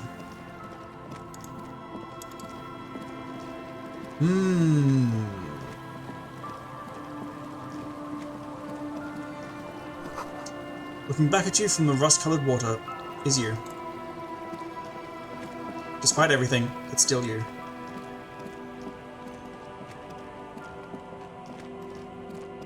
Yes, calling in the working class corpse. That is it. Thank you, lass. To the Kanema. That's where I was going. This one.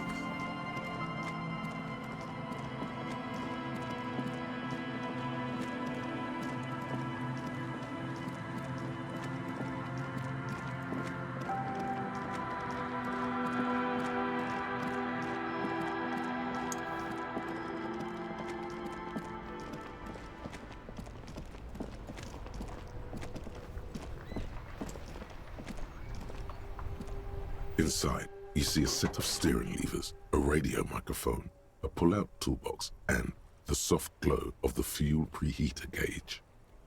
As you tap on the gauge, the indicator pin jerks as if startled. It's in the small blue sector, indicating the engine is cold. Next to the gauge is a red switch, labeled heat. Now, that's enough fun with the foldable headlights. I know they are mesmerizing. They are also fragile. I'm not going to turn it on for you again. Radio. This is Precinct 57. How may I assist you? Let's go with Firewalker. Reconnect me to the 41st. No. Boardwalk. Yeah. One moment. Can you please describe the body? Age, sex, cause of death? Unidentified middle-aged man. Height 170 to 175 centimeters. Dark hair, medium build. Looks like he slipped, fell through a hole in the boardwalk, and hit his head against the metal bench. We suspect he might have been inebriated when he fell. There were bottles all around him, and traces of vomit on his shirt.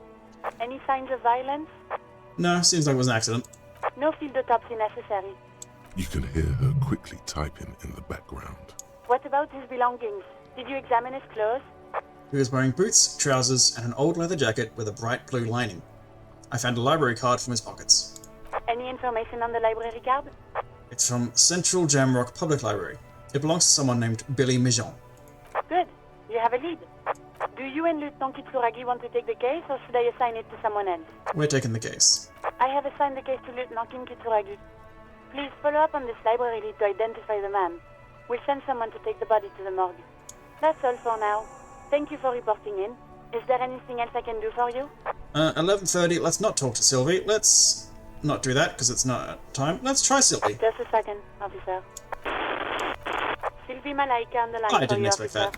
Go to bed, girl. Yes. Hello? Hey, Sylvie, it's the cops again. Oh, great. What else do you need, detective? Do you know how my paperwork ended up in the trash container behind the welling? Well, you tried to jam it down the toilet, sir, clogging it completely. After I had unclogged the toilet and retrieved the paperwork, I threw it out in the trash, thinking you didn't need it. I am sorry about that. Anything else, detective? That is it. Because I know who called the police. It was Claudia? I think it was. You So- hear the call. Anything else I can help you with, officer? What's the 41st got to say? I want to tell them I found my badge. 10-4, come in. Fireworker, over. I found my badge, Jules. 10-4, sir, glad to hear that. I'll write down that there is no need to issue a new one to you then. Over. Thank you, Jules. Feels good to get that off your chest, right? Celebration with beer. That's all for now. Roger that, 10-10, over and out. Alrighty. Kim, surely your bedtime was before this. Yes. Oh, maybe it was 12? I don't know. That from 9 tomorrow. The village in the day. After Kim goes to bed, talk to Clive, yeah. Do that tomorrow. That's in the future. Don't know that one yet. Might be able to find someone later. And find some more armor. Okay, great. We're doing well. Any checks we want to do while we got time to do them?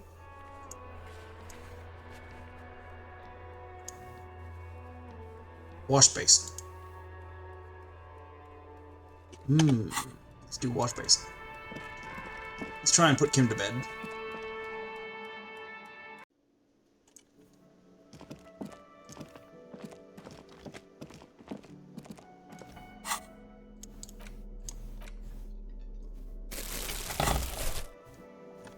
Can't steal those, that's fine. God, just 10 cents. You couldn't spare me 10 cents, God? So mean to me. Huh. I'm stuck on running now? Why am I stuck running? Is that what this button does? It is, cool. How do I do this? Does it go to this one? Nope, he's just not tired. Alright, what else can we do?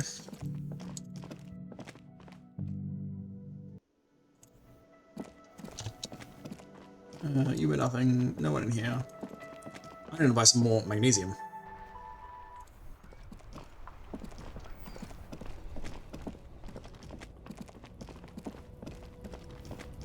Oh no! I thought it was 24 hours. That's fine.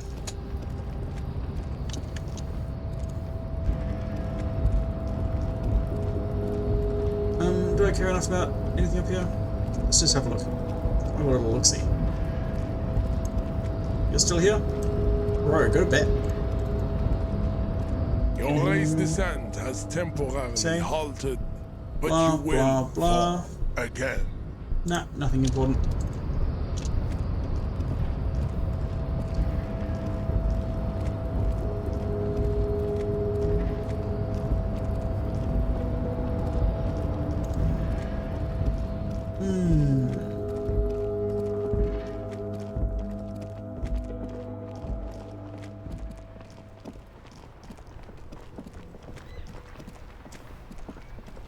The worn and beaten wooden planks of the bench do not look overly comforting. We can sit on bench. You can revisit the bench. Alright, surely there's something else to do. Something around here, maybe? I don't want to explore down south during the night times. Cindy, anything new? Hello again, officers. Have you come to admire my mural? Is the bed in the coal room yours? Ooh. Not only have you found my address, you've discovered my biggest secret. I'm a coal miner. She does have eyes that seem to be smeared with coal. Really? You're a miner? Yes. I keep hoping a shaft will collapse on me, but somehow it never happens. It's not the nicest place, but I guess it'll have to do. It doesn't have to do anything at all. Nothing does. Like me. Right now, I'm doing nothing at all. Does anyone in a city like this shoot Piggy? Alright. Elysium, Joyce is foregone from there. Yep. Looks like there was construction here once, decades ago.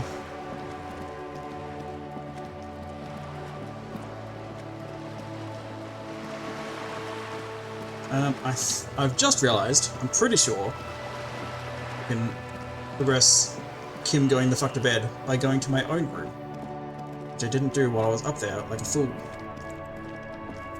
And if this doesn't work, I'll be sad for having wasted even more of everybody's time.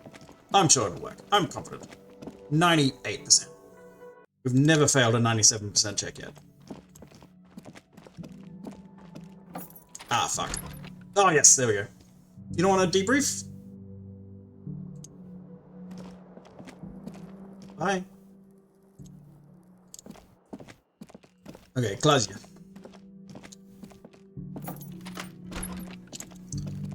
Claudia, have you restocked on magnesium yet? This medicine cabinet is stocked with drugs. It's been used quite a lot. Pill bottles rattle like pharmaceuticals. No. Okay, that's fine. I can survive without it. For one night.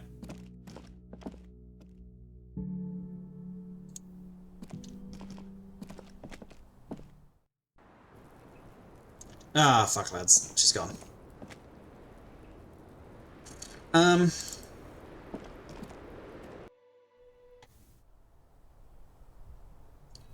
Where'd she go?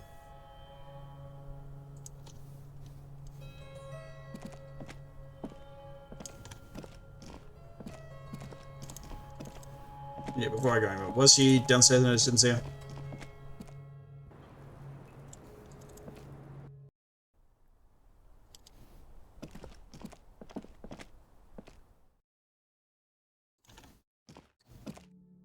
Nope, full gone. Dang it, that's fine.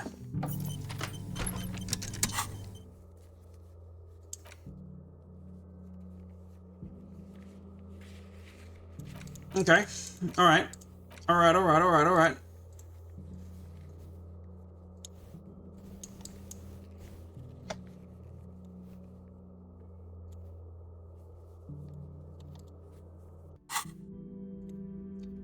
I'm just gonna go to bed then. Let's get on with it. If I paid for it, I may as well use it. Oh, hang on. Was there something in here? A mirror hangs on the bathroom wall. No, it was wash basin. Where's wash basin? I'll buy a map tomorrow and find out. The bed is still cold from the broken window, and not too inviting. But it's yours. You've earned it. It's not easy, but your bones are so tired from what feel like weeks of work on the case. You have to try. After what feels like hours, you feel you might be sleeping. Thoughts, baby. A million little lights in the dark. You're one fine instrument, brother. All those faces and all those names. All that laughter and screaming and scheming around. Every corner and every street. Recorded in you forever on Faraday. Spinning. Tell me, am I dreaming? No, you're spinning tapes at the discotheque.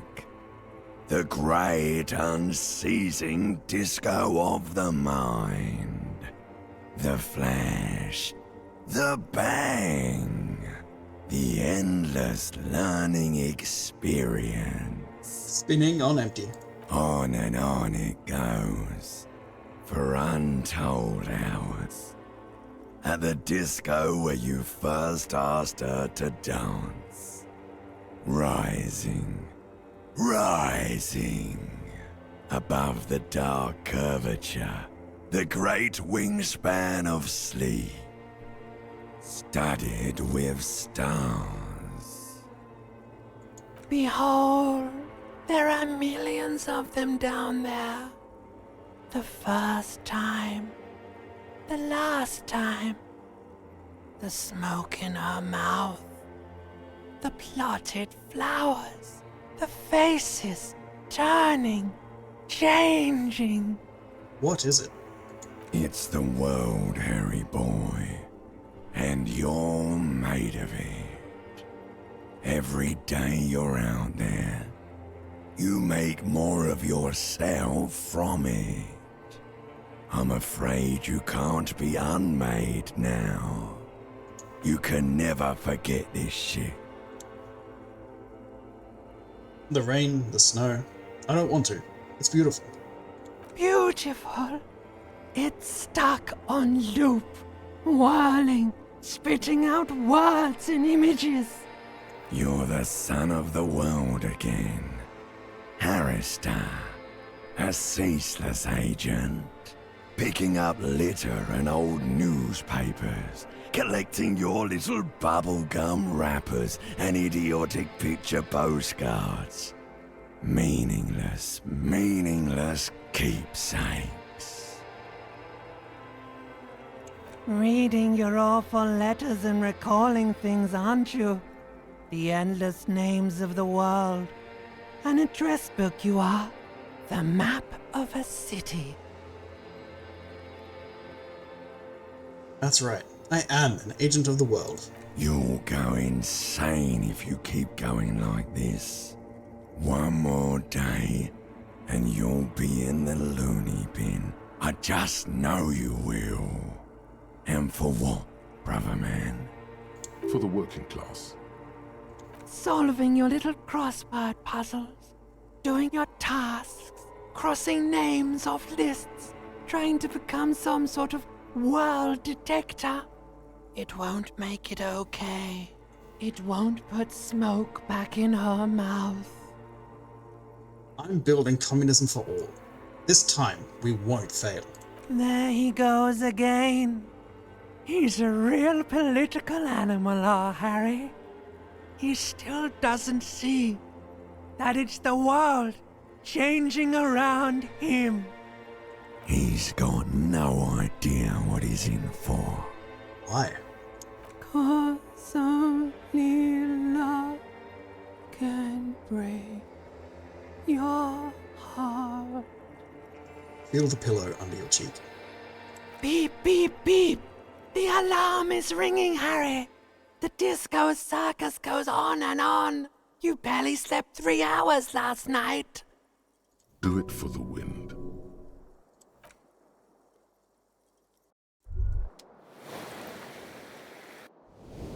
Rise and shine, comrade. It's time to get to work. What's going on? Despite all the thinking you've been doing, only 0.0001% of communism has been built. It's too great a task to undertake alone. You're going to have to get organized. Uh-oh. Organization hasn't exactly been your strong suit, historically speaking. Does this mean I need to clean up my hostel room? Your level of personal upkeep is irrelevant. Because fuck this room. All that matters is your commitment to building the world republic. Never you coming must back. seek out your revolutionary brothers and sisters. Find out how much communism they've built. Then, together, maybe you'll be able to build as much as 0.0002% of communism. Double the amount of communism? But it won't be easy. Decades of persecution by coalition authorities have driven the remaining communists of Martinaise underground. Will they help me fire up Mazov's socialist sausage grinder? Just between us, you may want to lay off this grind up the bourgeoisie stuff. It's a bit off-putting, even to fellow communists. Well, I'm part of the coalition authorities. Have I been persecuting communists this whole time? Possibly. If you have been, it's only because you're a double agent acting in furtherance of your long-term objectives. Regardless, what's past is past. You need to look forward to the work of building communism for all. How am I supposed to find them if they're hiding? Let your nose guide you, detective. You must mean my nose, with a K, as in my huge and highly functioning brain. No, we meant your nose, as in that swollen muck detector in the center of your face. It just happens to be perfectly calibrated for sensing communists. We really have no idea what they're talking about. There's no linkage between ideology and olfaction. Rhetoric, what the fuck are you talking about? What does communism smell like? Failure. What does failure smell like? It's a smell you know. You're not all really too narrowing well. it down. Simultaneously repulsive and yet darkly appealing. Musty with a sharp tang, but Also a remnant of lost sweetness, like a rotting mango that's been swaddled in a coat from your grandfather's attic. What you're smelling is your own body odor, of course. Nothing a shower and change of clothes couldn't fix. People sometimes complain there are no real communists left in Martinez, but you can smell their presence. They're out there, waiting for you to join them. Okay, I'm ready. Let's get organized. First, you'll have to locate the remaining communists in Martinez. When you get near to someone with revolutionary potential, your nose will give you the signal to establish contact. Again, no, it won't. Any olfactory response you perceive will be strictly psychosomatic. Oh, hang on. What will I do once I establish contact with my fellow communists? You'll discuss the monumental world historical task that lies before you. You'll engage in rigorous and spirited debates about Mazovian theory and practice. But mostly, you'll probably complain about other communists. Isn't that last part kind of counterproductive? Not at all. Complaining about other communists is one of the most important parts of being a communist. Groundskeeper Willy clip. Damn communists, they ruined communism. Alright. I literally did, just in real life, roll up my sleeves. Alright, let's get to it. Here we go. Wake, brave worker. 'Tis no time for bed. Fight till there's no slaves below, and no masters o'erhead. Let's get to it. I was expecting a thought to come up there. No thought?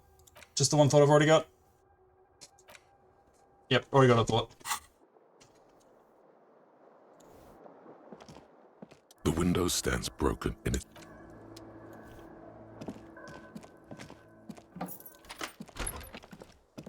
Okay, if we can do this before Kim has to find us, before we go downstairs and find Kim.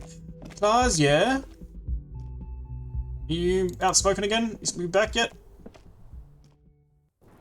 Hell yeah, dude. Hello, officer. What brings you up here again? Now that Kim isn't here, let's talk about Sunday night. Ah, yes.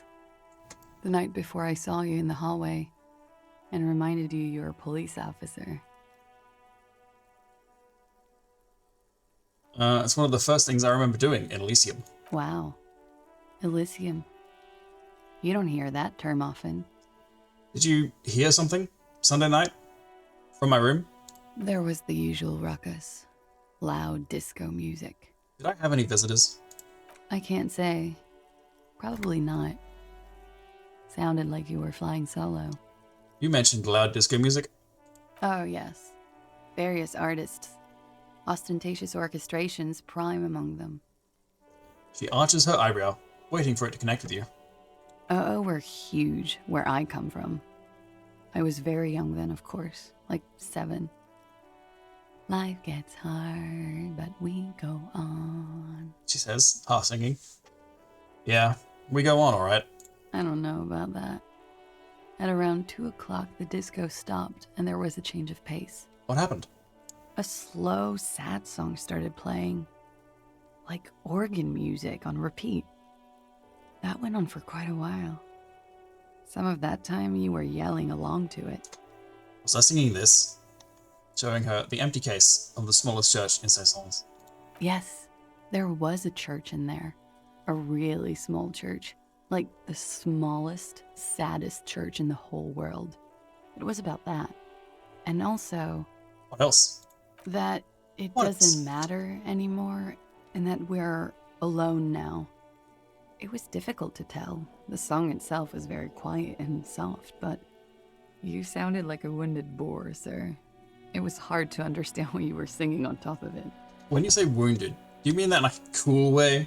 Like a wild beast kind of way? Yes, it was very cool. Then what happened? Then you started screaming and trashed the place. Are you sure I wasn't being assaulted? No, it didn't sound like there was a fight. It sounded like someone was trashing their room. She takes a sip of her coffee and smiles. A window was smashed. The tape player, probably. The song stopped. And furniture, too. A real destructathon. There was screaming. Then I think you passed out. Was there anything else? There was. I think you screamed that you didn't want to be this type of animal anymore. I may have misheard, but it was sort of memorable. I went out afterwards. Everything was quiet by then. Around 4 or 5. And that was it. Thank you. No problem, sir.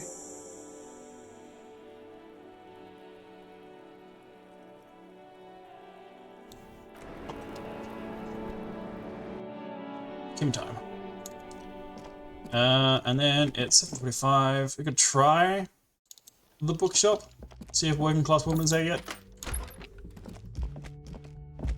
Otherwise, just straight down to the coast, I think. Oh, Vic Mayor's back. Do I have anything to say to Vic Mayor? I don't think so. Kim. Yes? Okay. Hold still a second. I gotta smell you.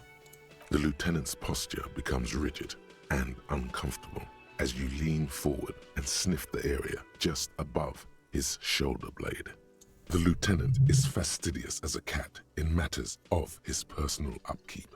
And yet, in the folds of his jacket, you can just perceive the stale and acrid traces of oil rags, transmission fluid, and brake pads. Wait. There's something else there. Something that sets your GABA receptors aflutter. The lieutenant's aftershave, a common drugstore brand. Strong hints of pine needle. But what sort of ideological picture do these smells paint? Tough to say. Do you need something, detective? I was just wondering what brand of aftershave you use. It's nothing fancy, just plain old Tiger Super Special. Are you thinking of, you know? He gestures towards his cheeks with an invisible razor. Lose these bad boys? No way. Do you think I should? The lieutenant considers your mutton chops for a long moment. A slight grimace crosses his face. Kim, I'll do literally anything you tell me to. Sorry, I'm really no expert on this sort of thing. Was there something else you wish to discuss? Nope. Hi, Vic Mayor. I found my badge. I can't believe... Can't believe it. Me either. Hi, Lena. Haven't found your husband. Hello, dear. That's it. Hi, God. Wow. Just wow. I hope you really enjoyed yourself up there. I did. Had a cathartic experience. I did. Because for the rest of us... Effervescent. That really sucked. You don't understand my performance? Those high notes? I purposefully shredded them to convey a strained, worn-out sadness. I get it. You were purposefully shit. So original. I'm not letting anyone up there again. Ever. Now, what did you want? Nothing. Another thing. Yes? Can I have the cassette back?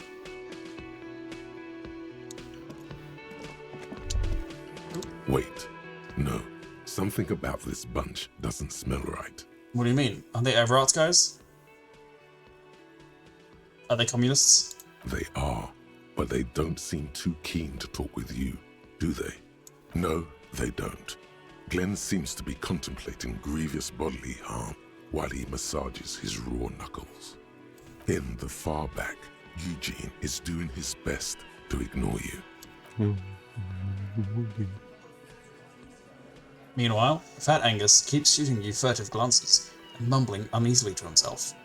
And from his perch at the end of the table, Titus Hardy himself stares at you with a cold contempt that makes you want to leave the cafeteria straight away.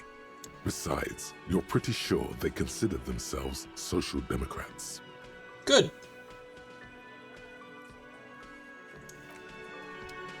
Probably not communists. Hi, gendarme.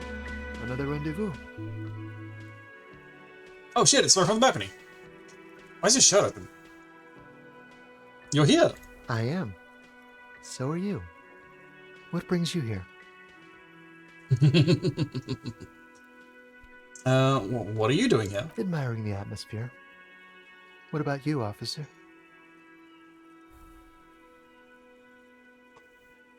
I lived past tense here. My room was right upstairs. Convenient. But what are you doing here? Talking to me? Tell me again about that muscular type who came to investigate the crime. Oh yes, let's see. He knocked on my door a few days after the lynching. I think he was going through the entire building, asking questions. What did you tell him? Nothing. That I didn't see anything. He believed you? Why shouldn't he? Did you tell him about your Sunday friend? What friend? Your Sunday friend, the witness. No, I don't think it came up. What did he look like? Muscular, handsome, strong, like one of those military types. One of the other mercenaries, probably? Was he alone? Yes, but he was speaking to someone on his earpiece. Earpiece? Yes, you know those tiny speaker microphones that fancy security guards sometimes wear. What was he saying? Just reporting back whatever I was telling him. Besides muscular, did he have any other identifying traits? Oh, let me think. He had an accent. He sounded like one of those mercenaries. Yep. He sounded vaguely Oranese. No, not vaguely, scratch that. He sounded definitely Oranese. Thanks, smoker on the balcony. Sure. Anything else on your mind? Nothing Goodbye, until gendarme. I put on some composure clothes.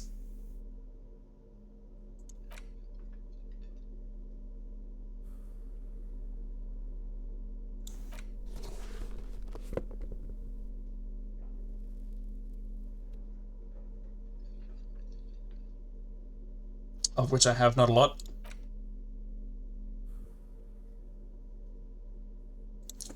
Let's go for it. Hi again, gendarme. What is it about the way he carries himself? It's the sports. He's a sports guy, all about that physical prowess and athletic skill. Nothing else here. I met your Sunday friend. You did? And how did you like him? I didn't like him as much as I like you. Ah, shoot. Why not? I don't want to talk about other people. I want to talk about you. What about me, gendarme? Yeah. Bye-bye, gendarme. Hey, Titus. The Coppernado is back. What do you want? Just checking in. I want to go over a few things regarding Ruby's disappearance. Just kidding. Bye-bye. No new dialogue options. Okay. 8 o'clock is not late enough for the library. It is presumably early enough for Fritta. Fritta, sell me all of your drugs, please. Sell me so many drugs. The yellow roses in the window. Those aren't the flowers that were left for Claudia. A small cabinet on the wall is filled with various medicine bottles, nasal sprays, and blister packs.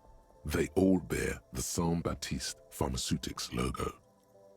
I'll take some Hypnogamma. Okay, here.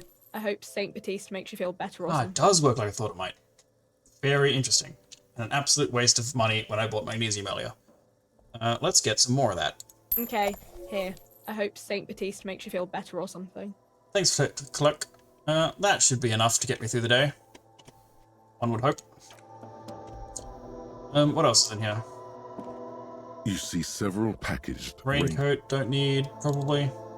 Oh, what if it's a really sick The tear raincoat, though? machine stands in the corner.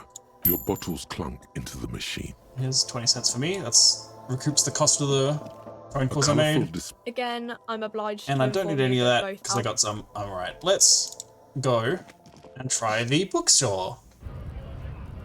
Are you just still saying the same thing? Ooh. There. Do you smell that? Ooh, a communist nearby.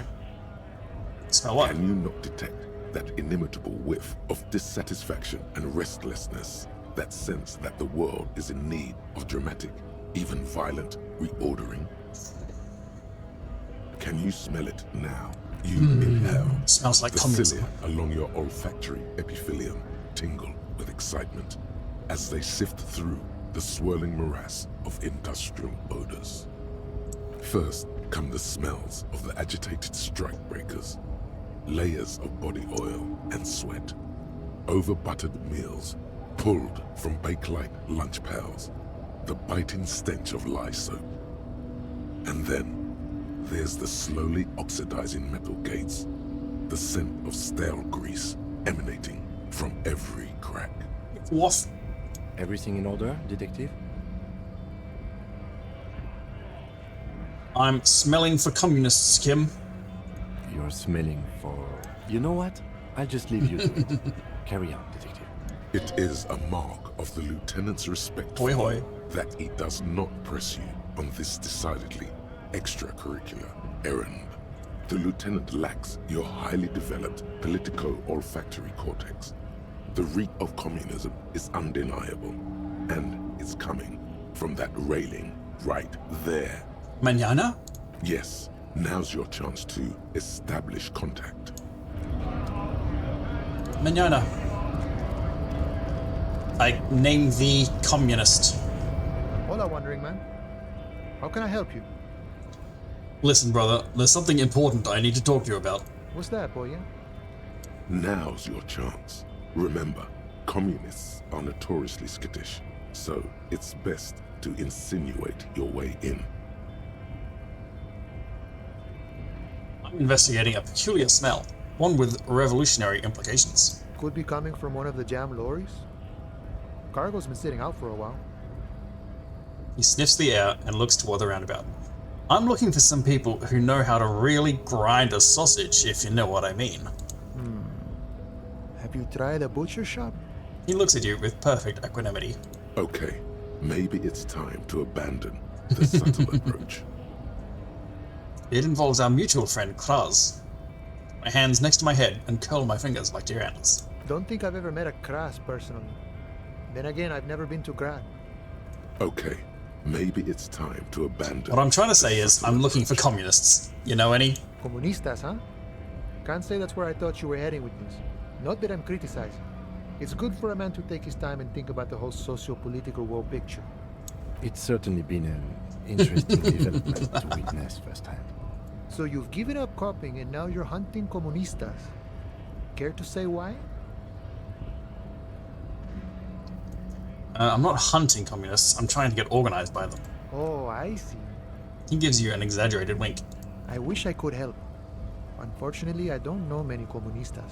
You sure? You smell like a communist. Didn't realize you could smell communism. But then, I've never studied the subject. You can smell all sorts of things. Fear, disgust, desire. Not communism, though. Maybe it's not taught in any of your so-called universities, but there's definitely something going on here. Ah, but you know, I did meet a genuine ideologo a few months ago. Perhaps he's your guy. What's an ideologo? You know, a guy with a theory. Someone who likes to pit his theory against other theories in deadly theory combat. A Pokemon. How did you meet him? It was late one night as I was leaving the arbor. He was waiting on the corner in a bright white jacket. Classic Sarameritian style. He asked me for a light. We shared cigarettes. Then he asked me if I ever thought about getting into some of the extra physical branches of communism. Ooh. See, all this political chit-chat is just an excuse to rip tar with strangers. Let's say we just skip right to the good part then. How's the man failure disaster cop run going? Pretty good, I think. Except Les only just now told me that there's a map available, and has been available the whole time. Presumably. This whole time I've been like, damn, I wish I had a map. And the map was there. And I'm gonna go to it as soon as I've sussed out all this communism. The political chit-chat is just an excuse to rip tar with strangers. Let's say we just skip right to the good part then. What does that mean? The extra physical branches of communism? No idea. I took it to mean he was asking me to join some sort of underground cell. A very old school organizing technique. The sort of thing comunistas used to do before the revolution.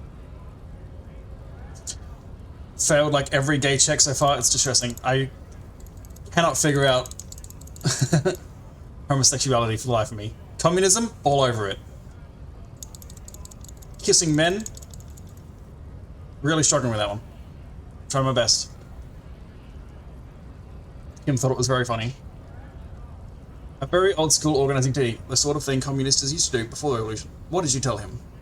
Oh, an extremely cool way of establishing contact. I wish I'd thought of that. It was alright. A little like something out of a Vespertine spy novel, but I must respect the effort. How do I find this guy? I couldn't tell you. Once I declined his offer, we finished our cigarettes and he disappeared back into the night. Just before he melted into the shadows, he turned to me and said, "Remember Dobrava and Abadanais." And then he was gone. Who are Dobrava and Abadanais? I don't know. Guess not everyone remembers. A tight half smile crosses his face. What do you think it means? Been wondering about that myself. Some comunista inside talk could be.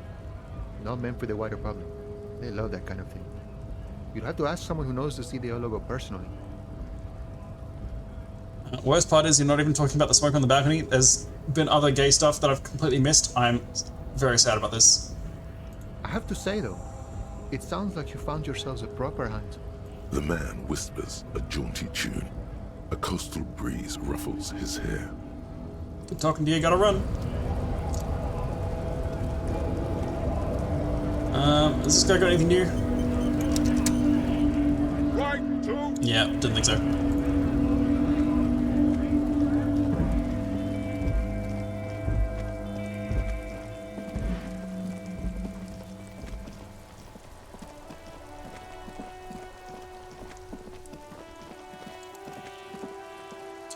No working class woman yet. These are Conan the Barbarian. That looks promising. Nope, Conan the Barbarian's Discord. Conan the Barbarian. Analogous. Oh, it's another boring book. This book. Oh, that looks like a map. That's so map-like. Crime, romance, and biographies of famous people. There's also a wide range of paranatural literature. Who cares? Map's up here. Several maps have been attached to a bulletin board hidden inside the alcove. They're held up by small pins. The board has come loose from one corner. It's stuff you'll likely see on a Purple Harry run. That's what I want to do after this. The maps look old and faded. Your eye catches a map of Insulinda, a map of Revachol, and a map of Martinez. Replay it again with the other stats. I could watch someone play it, I suppose. Maybe Bubble still has a run saved. The VODs. Maps look old and faded. Map of the Insulinda. This large map displays archipelagos. You see a constellation of small dots on the light blue emptiness of the Insulindic Ocean. The largest in the northeast is La Caillou. You are here. Another far away in the southwest, Seminese Islands, Ile de Fantôme, Ozon, Laurentide, Fas à la Mer, Archipelagos, North Arcade Islands, all just specks of dust on the vastness of the Insulindic. On the edges of the map, the color fades into a blur of dotted lines, black and white. In the northeast, a dust mite stands on the north coast of Caillou, in a bookstore. It's you. Radiating outwards from you, the suzerain Revachol, with a radius of 80 kilometers, still, the crown jewel of this Isola would be barely visible. Squint first. Can you see cities on the islands? You can, on Caillou, Revachol, a single black star, on Ozon, Fondelier, and Vilmandu, on archipelagos, Croyan Moran, Villiers, on Seminine, Olduvai, and on Laurentide, Deora of the Seven Seas. The edges. The ocean breaks apart into a tangle of cosines and azimuths, all pointing into pale nothingness.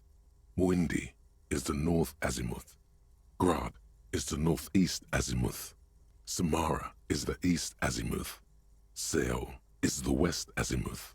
Isolas, they're called. Connections to other worlds. Words past the Insulindian, unknown to you. You only know you've never been there. 850 million people live on these tiny dots, an oceanic world of culture and commerce, torn apart by history. Look at the map of Revachol. The north coast of a verdant island is shattered by the delta of a river. It is the River Esperance. Countless bridges put the shards back together, connecting city blocks to river islands. La Delta says a great artificial heart in the center, teeming with life forms and construction. To the east, rolling hillsides, Le Jardin, Stella Marie, the suburbs of Saint-Baptiste, swallowed up into the megacity. They sound rich to you. This is Revachol East. And west of the river? Hudon. It's somewhere to live. Not bad. Then there's Jamrock. It's bad. People shouldn't live there, but they do. Then Forburg. It's almost as bad and much larger. Then Coal City. As large as It's the 5 worst. It's so small you can't even see it on the map. No, wait. There it is. North of Jamrock, the strip of coast next to the Greater Revachol Industrial Harbour. It looks downright despondent.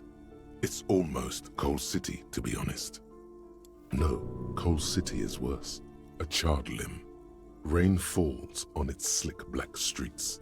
And then there's the burnt-out quarter in the heart of Jamrock.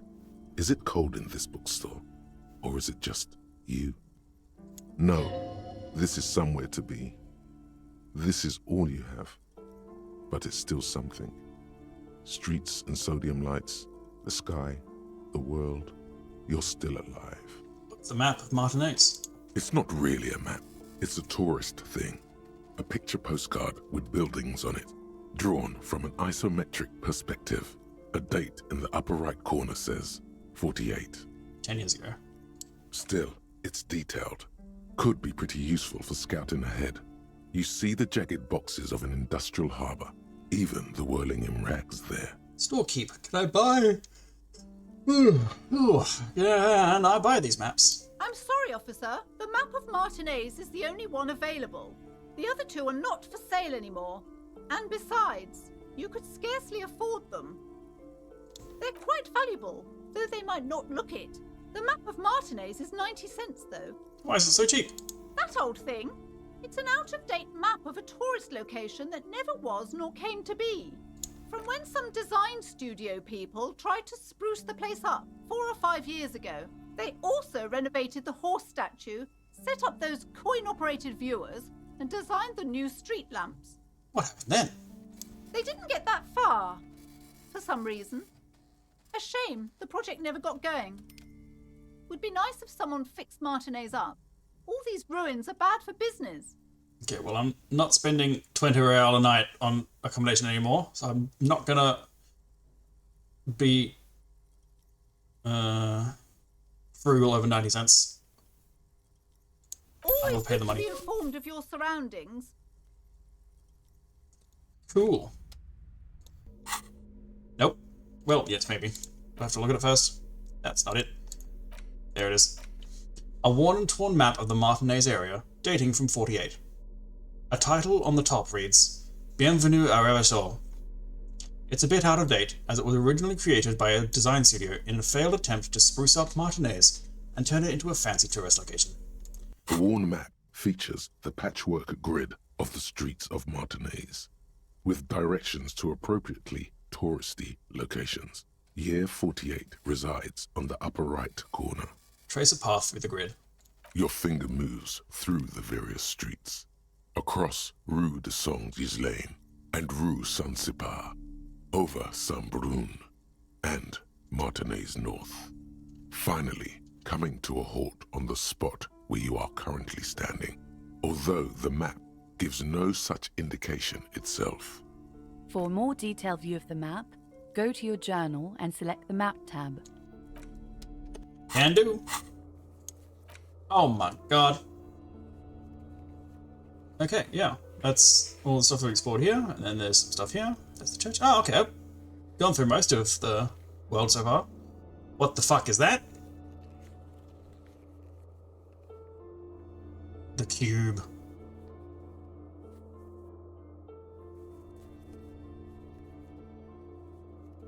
There's a little bit of ruins up here. Then up there. Get through here, behind the Wellian Rags. That's all the harbour port stuff.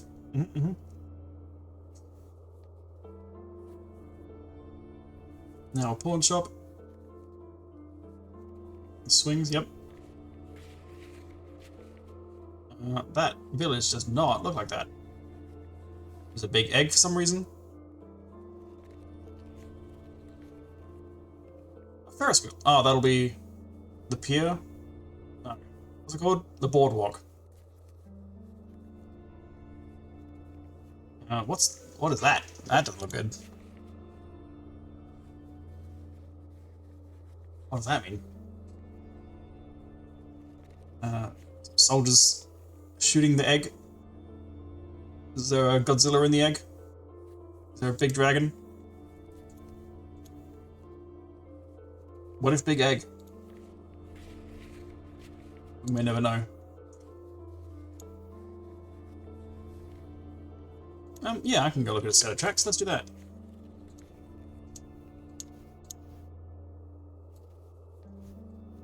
Oh, what was that? Ah.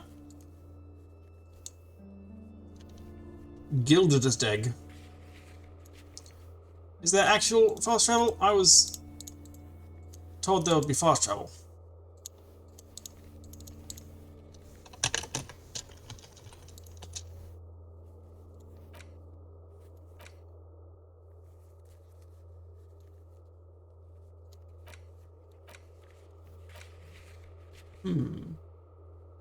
Oh, you need to be standing at a fast travel point. Okay.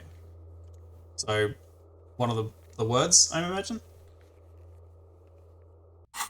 Possibly. Okay, I will check out the tracks. I probably don't need to, I feel like I've done them already. Oops. Working class woman's not here yet. Is it these tracks? You see a set of tire tracks in the brown slush that covers the... 42 is pretty low. Did we have more visual calculus available to us? I think we do.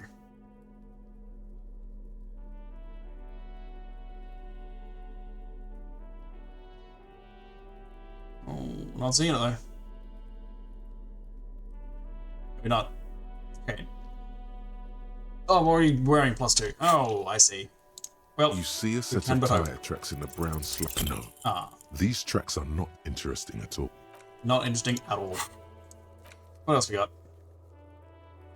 Impossible, but able to be checked again. That's kind of far away. It's not probably not important. What if it is? It's for Martin. Which checks aren't ridiculously impossibly hard? And also not that one. Wash basin. Where's that? Oh, here we go.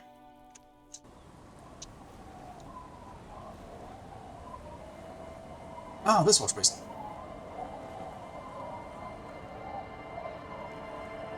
Yeah, impossible is get lucky. Rock all night to get lucky. Our tenant, the policeman. I hope the waves don't keep you up at night. Can you watch this filthy jacket? It for you. But it's going to take about a half an hour. Think you can stay put for that long? I would literally love to stay put for half an hour. No, we must run around ceaselessly. It would be torture to stay put. I could use a breather before another rainy day begins. Yeah, wait. Well, hand it over then, and I'll see what I can do. Must say, I'm proud of this one. It's pretty nice underneath all that filth. I hope you'll have an easier life in your hands. Well, what about that? Was wash basin's inside. Bye-bye, thank you. What is this lovely new jacket? It is washed and lovely and nice. Oh, looks pretty good. It's a phone. Bonus to pain threshold and half-light. Produce some drama. Jacket again? Yeah, jacket. Yeah, that's fine. And got found here as well? Yeah, let's get fowny with it. Let's found up.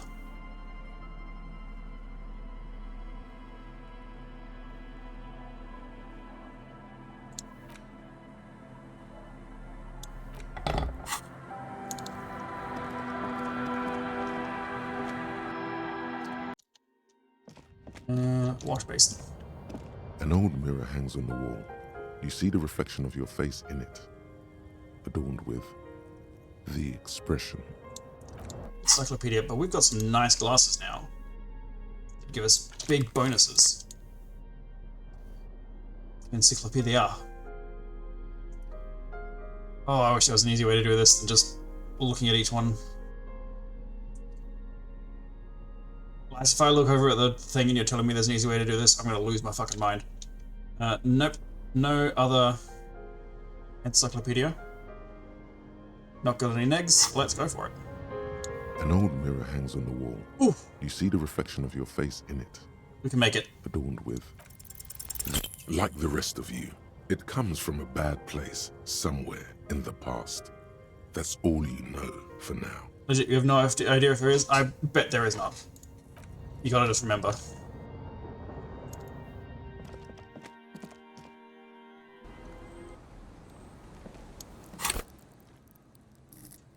Five's a lot of points. We can do another thought now, I think. Let's think another thought.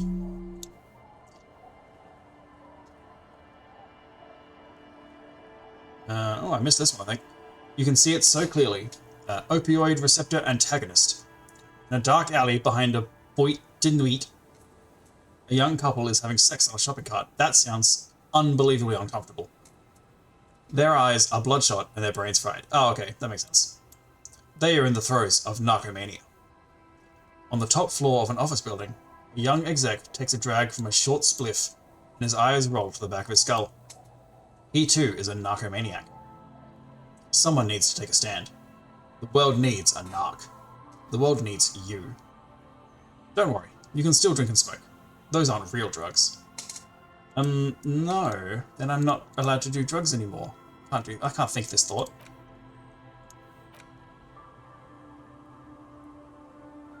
Apricot chewing gum scented one.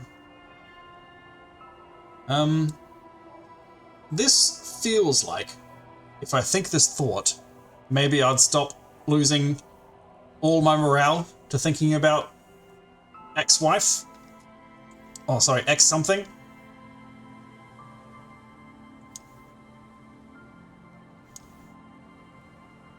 Could be ex-husband. Nope, her untrustworthy Adams. Never mind. Could be ex-husband.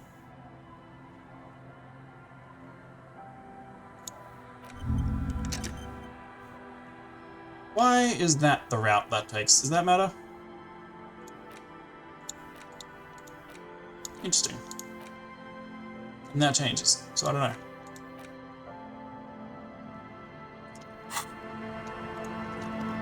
Okay.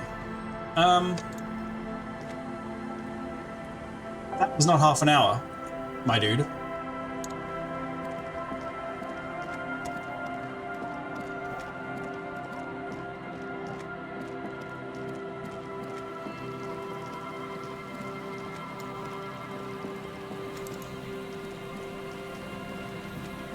Oh, a guy.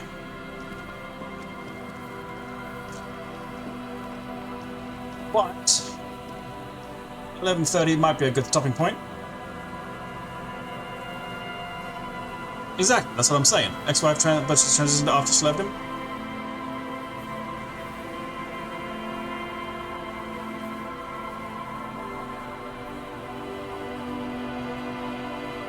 It's a big wide world. I think that'll do it for now, for today. A good 4 hours. It's it's a new day. We can crack on to Thursday. Next time. Thank you all very much for watching. Let's move on to the end process of a stream, which is to raid somebody and tell you guys all about the fact that Bubble will be streaming in the future.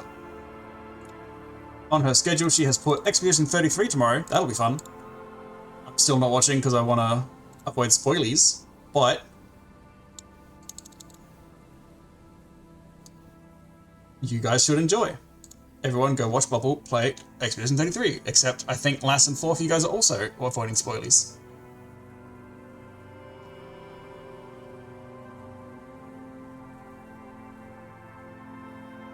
Is anyone else playing Disco?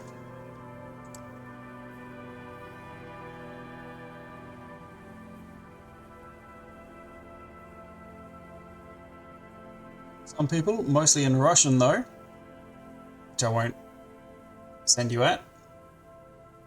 Is there a random button?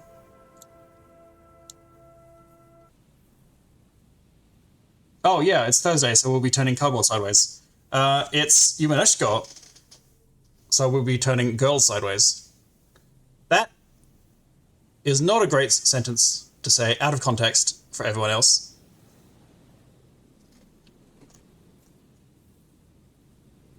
Let's play some card games. I'm not gonna raid, actually, because it's a lot of work and I can't be bothered. Good night. Fare thee well. Lass, see you tomorrow. Everyone else, go watch warbubble.twitch.tv/Expedition33. That's the real URL. Bye-bye, good night. See you next time, see you next week. Next Wednesday, 7:30. And go watch Lass when she streams.